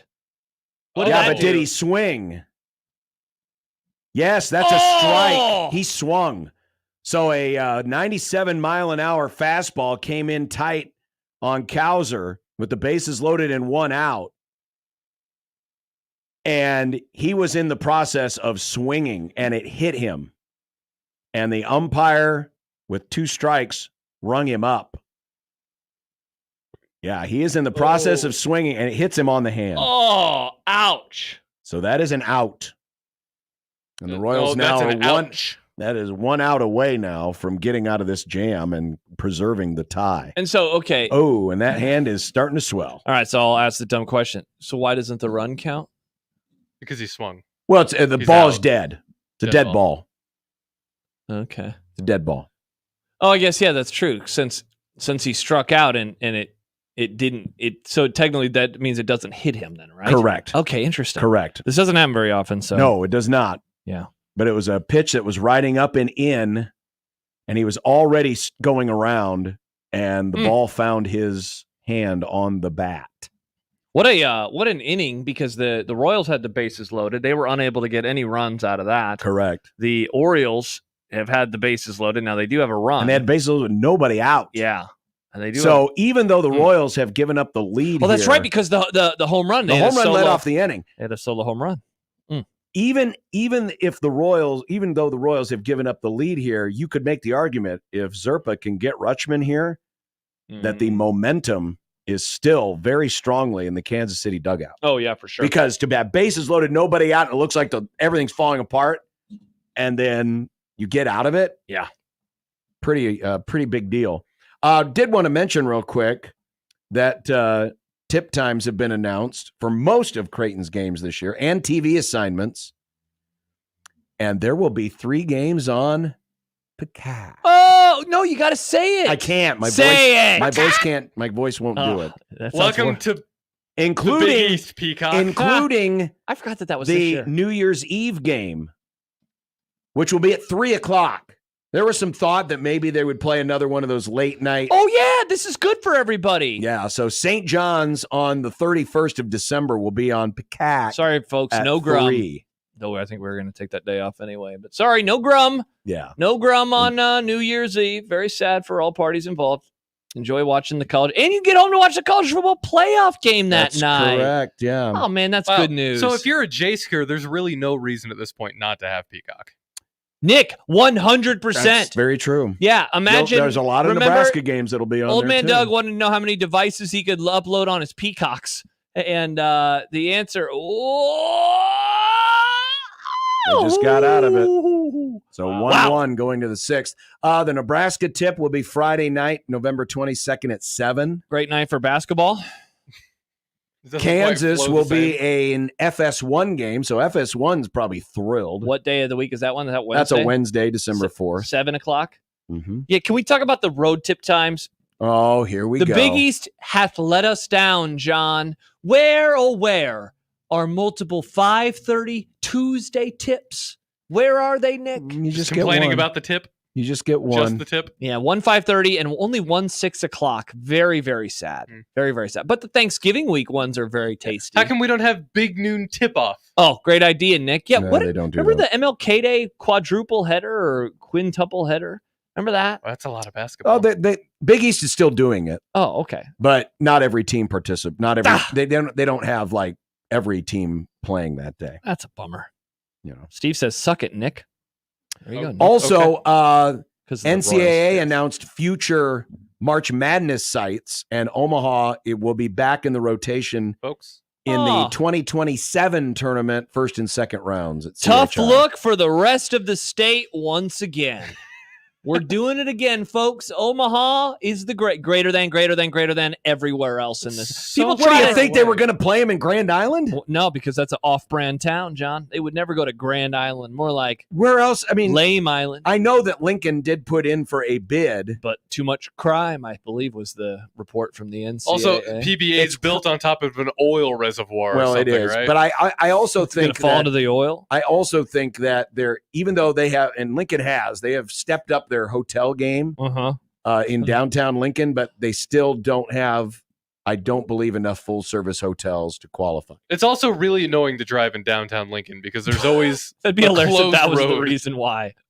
Well, they probably did get a scouting report from citizens of Lincoln who are used to watching out of towners driving the wrong way down the one way. John, did you give them a scouting report? No, I didn't talk to them.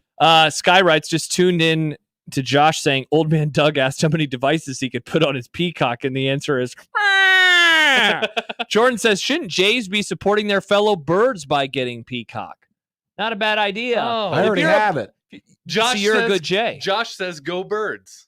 No, I would never say that in my entire life, Just Nick. remember, kids, when you get the Peacock, you get WrestleMania. And television shows. And Royal Rumble. Okay, you guys keep naming things that nobody likes. And this week's movie club. What do you mean nobody likes? People love WrestleMania. WrestleMania is pretty cool. Wait, Blair Witch is on Peacock? I thought it was. Yes, you're right. Oh, I thought it was on. Yeah. Oh, well. I'll watch Netflix. it wherever. Severe writes, annoying to drive in Lincoln. You don't need to add anything else to it. Yeah, it does suck driving. Yeah, I kind of hate driving in Lincoln. Nick Grimm, Michael Severe, handshake meme. Oh, Best by the friends. way, yes, this is the Big Ten Media Days in Chicago, and they did another one of their. Oh, what? Tell me more. One of their, because the Big Ten never does an official poll. Oh, that's right. Doug LeMaurice can't do this one. He's a football man. So this one was organized by the Columbus Dispatch and the Indianapolis Star. Oh, wow. Nebraska picked to finish 12th. Hey, in the olden days, that would be second to last. No, in the olden days, they would be at the bottom of the third. So it'd be like 11th or 10th. Well, in the olden days, there was also a cage around. You got to go by math percentage. No. I was just saying in the olden days before they expanded, they would have been 12 out of 14. Now it's 12 out of 18, which is better. Yes, that was my point. Okay, my point too. Okay, good. You've made the same point. Yeah. Do we think they're going to be 12th? I thought people were thinking they were going to make the tournament. I don't know. I have not looked one iota into. What is that? They might make the NIT. John, turn your computer off. John, I don't even know you where got your that's coming peacocks from. uploaded again. I don't even know where that's coming from. Stop playing with your peacocks on the air, John. That's weird. No, it was. What site was that? It was. You know what? I was looking. Well, it was, he was one of the talking football a lot sites I about had on earlier. Thank it you, was Nick. a stupid commercial. Horny John. Sam writes, I'd love it if Crimetown got their game together and hosted an NCAA round for the short trip for high seed Creighton. Yeah, shouldn't Creighton fans be doing what they can to help Lincoln become a better city? Because then they could host an NCAA tournament, and if Creighton was a top 3 seed, they could play in Lincoln. That's the dream. I mean, do you want to Creighton fans for cleaning up Lincoln? Would the Omaha taxpayer like to fund more building in Lincoln? Well, we probably will anyway because we're awesome. Creighton's gonna have to change the mascot from Billy Blue Jay to McGruff. Oh, that's funny, Nick. Well played. You get it? McGruff, the crime dog? I didn't know if that was your generation or not. I never know. Yes, I never know what you do and don't know. It started in my generation. You don't know what Aladdin is. That old? McGruff's been around for a long time. John, you don't know what I Aladdin don't is. think McGruff, it's the same take a McGruff. bite out of crime. Yes, it's the same. No, I McGruff. think. McGruff. Okay, John. Chicago, Illinois. It's 60652. like saying it's McGruff's- Ronald McDonald. It's a character. McGruff's a beagle, right? I don't know. It's a dog. What's the average lifespan of a beagle? Because I think that they just replaced McGruff and told everybody that it was still McGruff. Average lifespan of a beagle. This is the weirdest discussion. Beagles live we've to had be yet. 12 to 15 years. Oh. That's a lot of. That's Oh, an hey. old dog. Happy birthday to Banks. 8 years young today. Happy birthday, There you go. Mr. Banks. Let's go, Mr. Banks. Your dog. It's yes, not the wide receiver. Though it'd be cool if he was also born on October 2nd. It's gonna be cool. Banks is gonna be the first dog to live forever. It's very exciting news. We're happy to announce it. We're very excited. Love you, Banks. Can't wait to go home and give you a walk. Is he gonna get peanut butter and yogurt on the No, Lucky we put mat? pumpkin on it this time. Oh, he likes pumpkin? Oh yeah, and there's fiber in it, so it helps his poops. That's good. Congrats on the poops, Mr. Good Banks. to have. What a good dog. All right. Travis says McGruff is not a beagle, by the way. I don't know remember what what he is. I want to say it was a basset hound. Oh, fine. How long Maybe. do I don't basset know. hounds live for? I don't remember. 5 seconds on what you saw on Rutgers. Dude, the Washington, we'll talk about this Friday, but Washington, their echo rate was garbage. And Severe was right. They give up some big plays. So something to keep an eye on. Manungai is a very good runner. And wow, friend of the Grum, Tim Brando, really had fun saying his name on Friday night. Oh, yeah. Manungai? Yeah, he kept saw a saying lot of that game. Yeah. He's a good runner, though, man. He's a really good runner. This game will come down to literally running and stopping the run. Yep. Yeah. They are a good rushing team, and they are bad against the run. Leaning more towards stopping Rutgers' run game. Because if you do that, you shut down a lot of their offense. Yeah. In terms of EPA per play, their run game ranks 28th in the country overall, and per play, it's 34th. On defense, they are 121st and 128th in those same stats. So good at rushing, horrible at stopping. Now, Calais Ekmanis is having a good season. It's put an N at the front of your name, bro. It's kind of reminiscent of, some of Nebraska's more efficient passing quarterbacks of days gone by. Mm-hmm.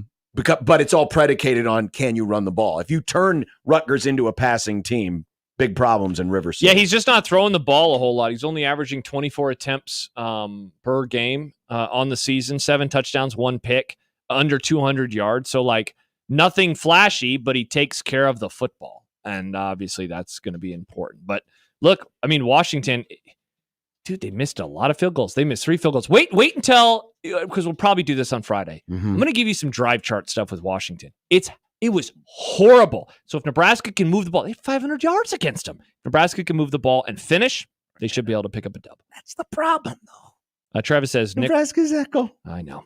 Points per echo. Nick wrong again. He's an animated bloodhound. He is. Bloodhound. I'm sorry. I'm a fox. I should have known a bloodhound because, he's sniffing out crime. Nice. Yeah, McGruff's been around since the 80s. Scruff. McGruff. 1979. Chicago. Okay, Illinois. 79, basically the 80s. The best decade, some say. Do they? Oh, yeah, all the time. Interesting. Thought it was the 90s.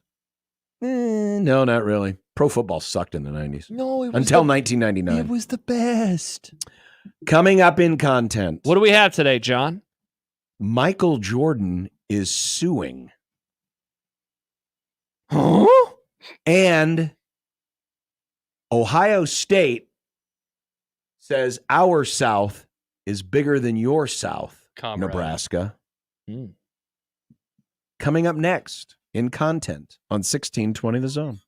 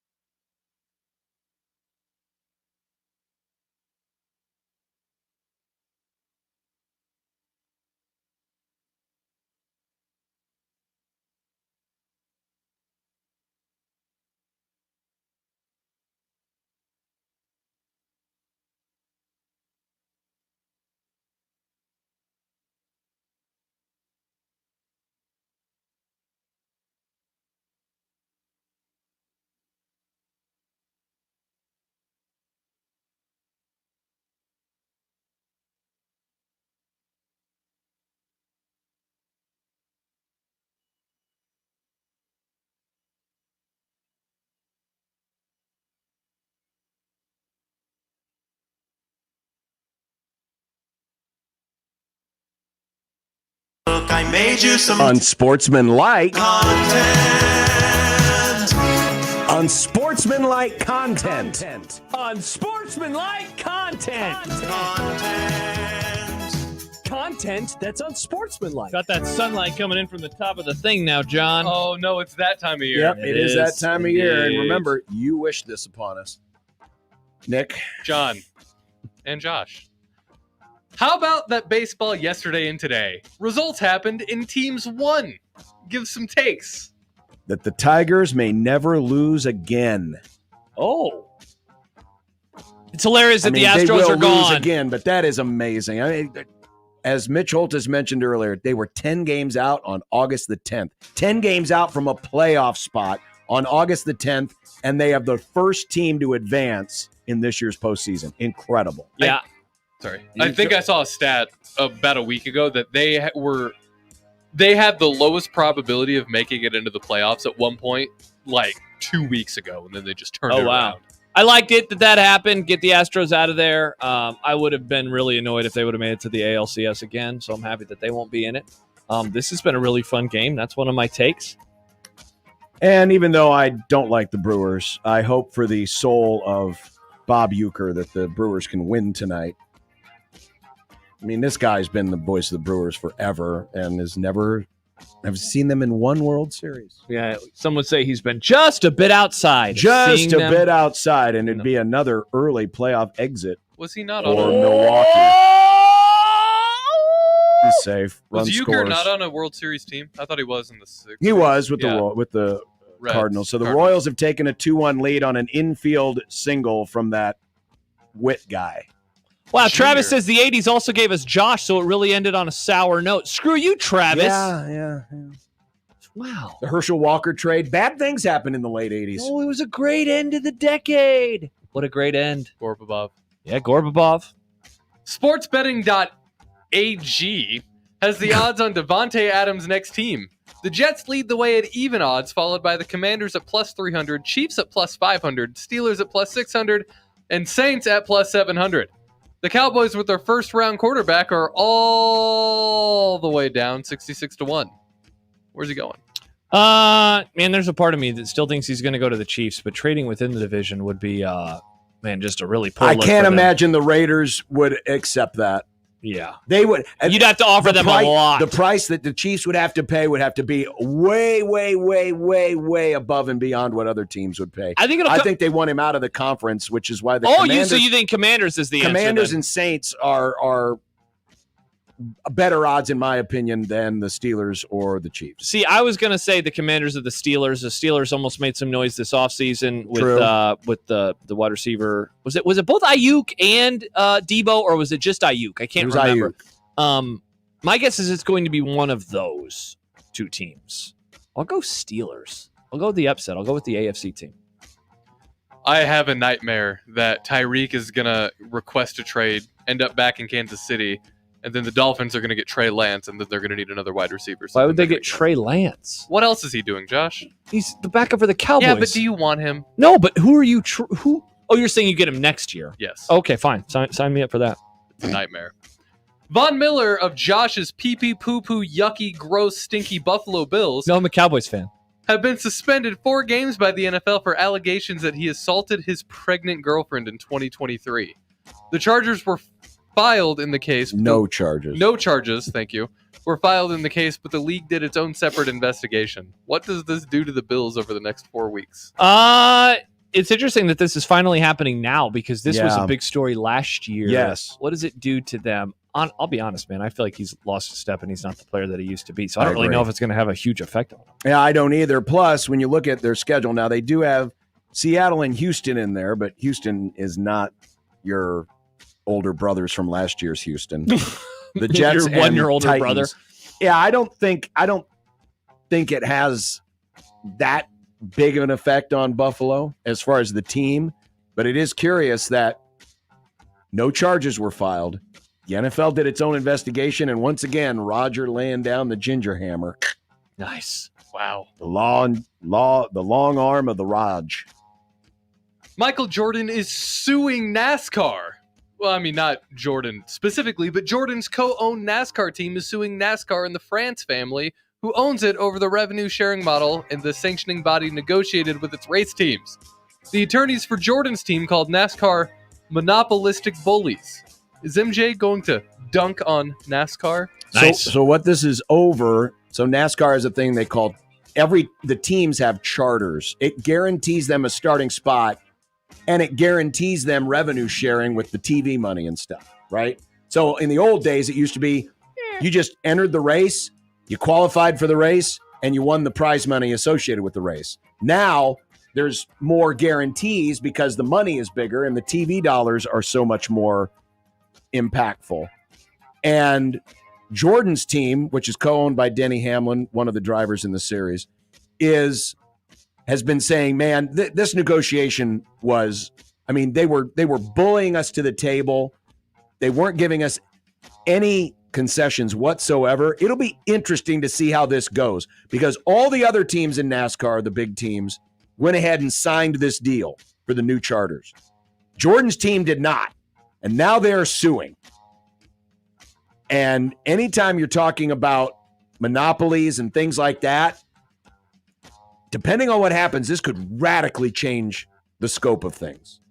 So I'll be very curious to see how this goes. Man, John copied off my notes. That's exactly what I had written down about NASCAR. And Michael Jordan. There you Yes, go. yeah, indeed. Josh, this is for you. Oh. UTEP. Oh, time to watch some film. Has officially joined the Mountain West Conference, the league announced on Tuesday. The Miners will begin competition for all conference sports in the 26-27 academic year. How about that? Nebraska has a win over a Mountain West team this year. You gotta love it. Oh, man, that's good stuff, John. You always love beating a team from one of the good G5s, and that's what they are. Absolutely. That's what UTEP is. They're a good team. People have been saying this all year long. They're a good team.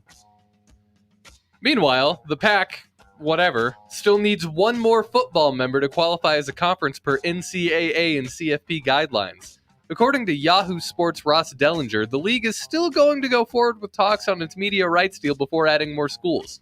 Question for you. Which network do you think takes a bite out of the Pac whatever? I think ESPN is a player. I think Fox is also a player because you're still looking for some late night options from a football standpoint. Mm-hmm. Does it maybe it's just me. It seems like there are fewer of them. There the late night games, there's not as many of them. Yes. Right? I would agree. And so while that's not as lucrative, still it's football, and we all know how much people like football. Also, the Gonzaga thing is interesting because if you notice, ESPN loved Gonzaga basketball, right? Mm-hmm. It gave them a lot of good quality, and they always give you good non-conference games. So there is some value there. Now, is it the value that even the ACC or the Big 12 can bring? Of course not. But then also look for maybe some of these, like Turner or the CW. Yeah. Who are that looking, was who I wondered about, the CW, given they already have the relationship with like the Oregon States So of the I world. think there's going to be options out there, but the question is going to be how much money? How much money? Yeah, I'm with you on this. There will definitely be options because people love football. Every league has TV deals. And also, given the time slot, it does allow you to kind of do something unique and different, which is funny because the schools on the West Coast also don't really like games, starting that late as well. I think that all the options that you just mentioned are certainly viable. I don't know did you mention the streaming services, Peacock? Maybe Apple finally gets in on college football as well, because they originally proposed something with the Pac-12 before it died a few years ago. So I think they'll get something. It'll be interesting to see where they end up. We have often waxed poetic of the sparse fan amenities and unique dystopian charm of Nebraska's South Stadium. At Ohio State, their South stands feature something that's about as big as a porta potty, but contains something very different. Bacon vending machines. Yes, folks, they have bacon vending machines. So is it warm? Is the bacon warm? I would assume so. I am intrigued. I would go to a football game and get bacon out of a vending machine. That sounds like something I would do, vending machine bacon. Would you? Sure. I thought you didn't like bacon. I love bacon. What are you I talking thought you about? thought it sucked or something. No. You and Happer always like bacons and everything. I don't like bacon. No, I It's think overrated. we have overdone some bacon things in recent years, but in terms of just bacon, absolutely. I think it's tremendous. So once again, Ohio Tremendous. State showing why they're better than Nebraska.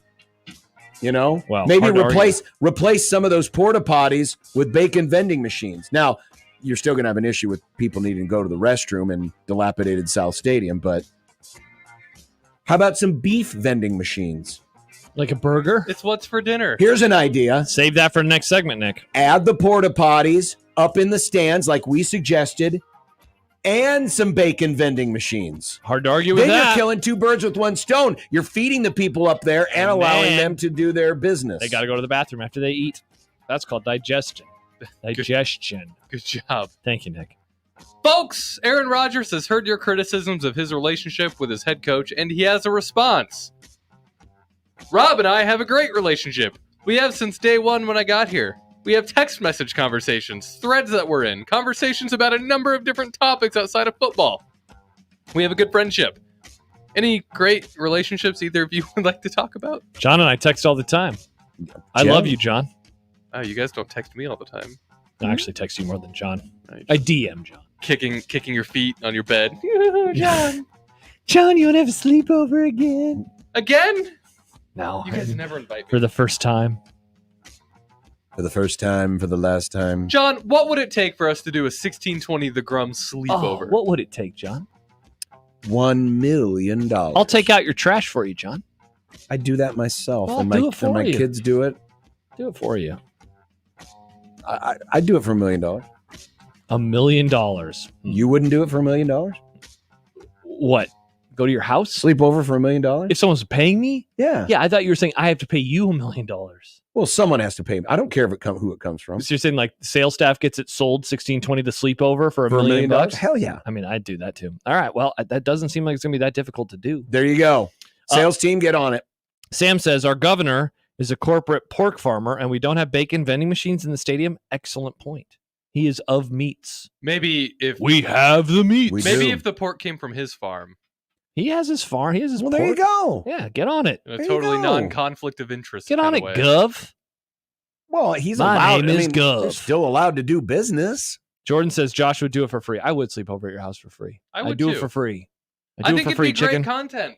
I don't care if Josh is getting paid. I need to get paid. We can get matching jammies. It's me, Nick Greenwood. We're at John's house. Imagine the vlog, the matching jammies. Oh man, that sounds amazing. With a Unsports- bunch of 1620 logos and all over friend it. of the program on it, like those ones you get for Christmas. Oh man, that sounds lovely. People are sick. All right. Coming up, what's for dinner? And I have brought something today to what's for dinner because I don't know what's for dinner. But Of course you don't. But I have brought things to what's for dinner. You went to Mashed? Yes, I did. Hell yeah. Yes, I did. All right. 1620 The Zone.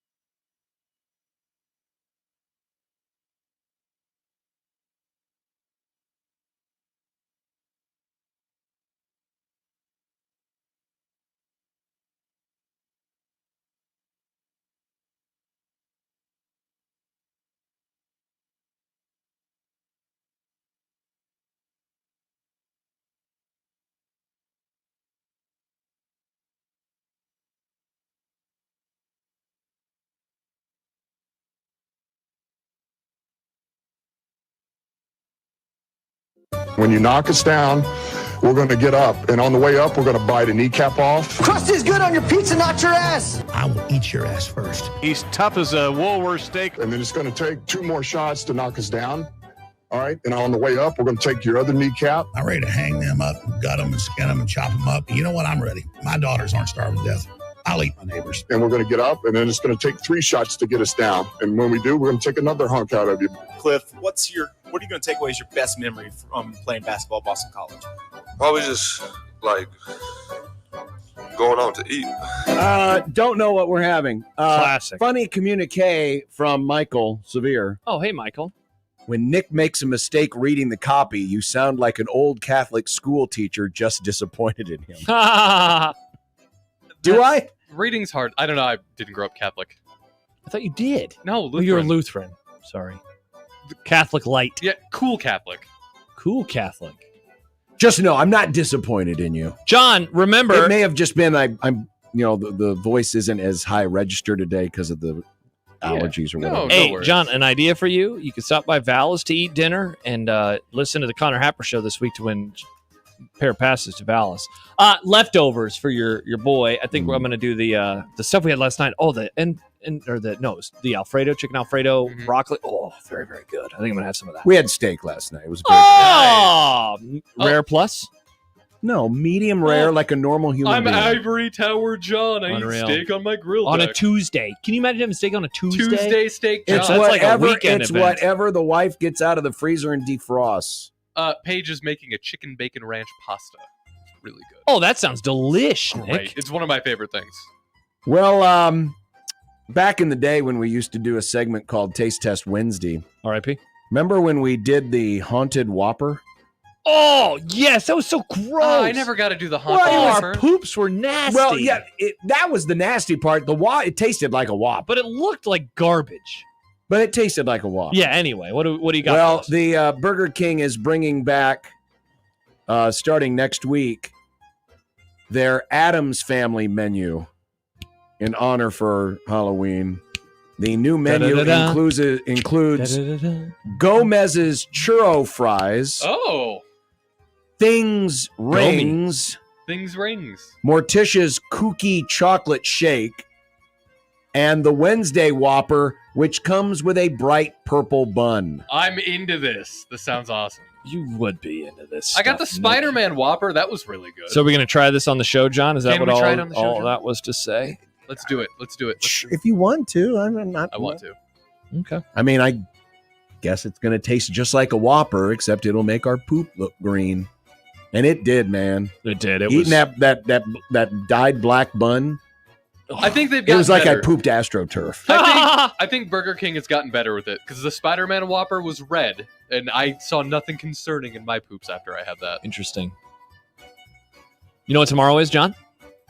Thursday. Yeah, and football's back. This begins the stretch of football every day for 50-something days in a row. God, what a time to be alive. And yet tomorrow, hopefully, we're watching baseball. No, not at night. We watch football when we get off work, John, on Thursdays. It's Thursday Night Football. It's the Bucks. It's the Falcons. There are the college football games that we talked about in Fired Up for Football earlier. I'm not watching those college football games. You're not watching those. I like keeping everything alive, except for I don't. Sad. Texas State at Troy. Sam Houston at UTEP. Michael Severe. Think about Michael Severe. If Michael were playing, I would watch. But he's exhausted all of his eligibility. That's a nice way to say it.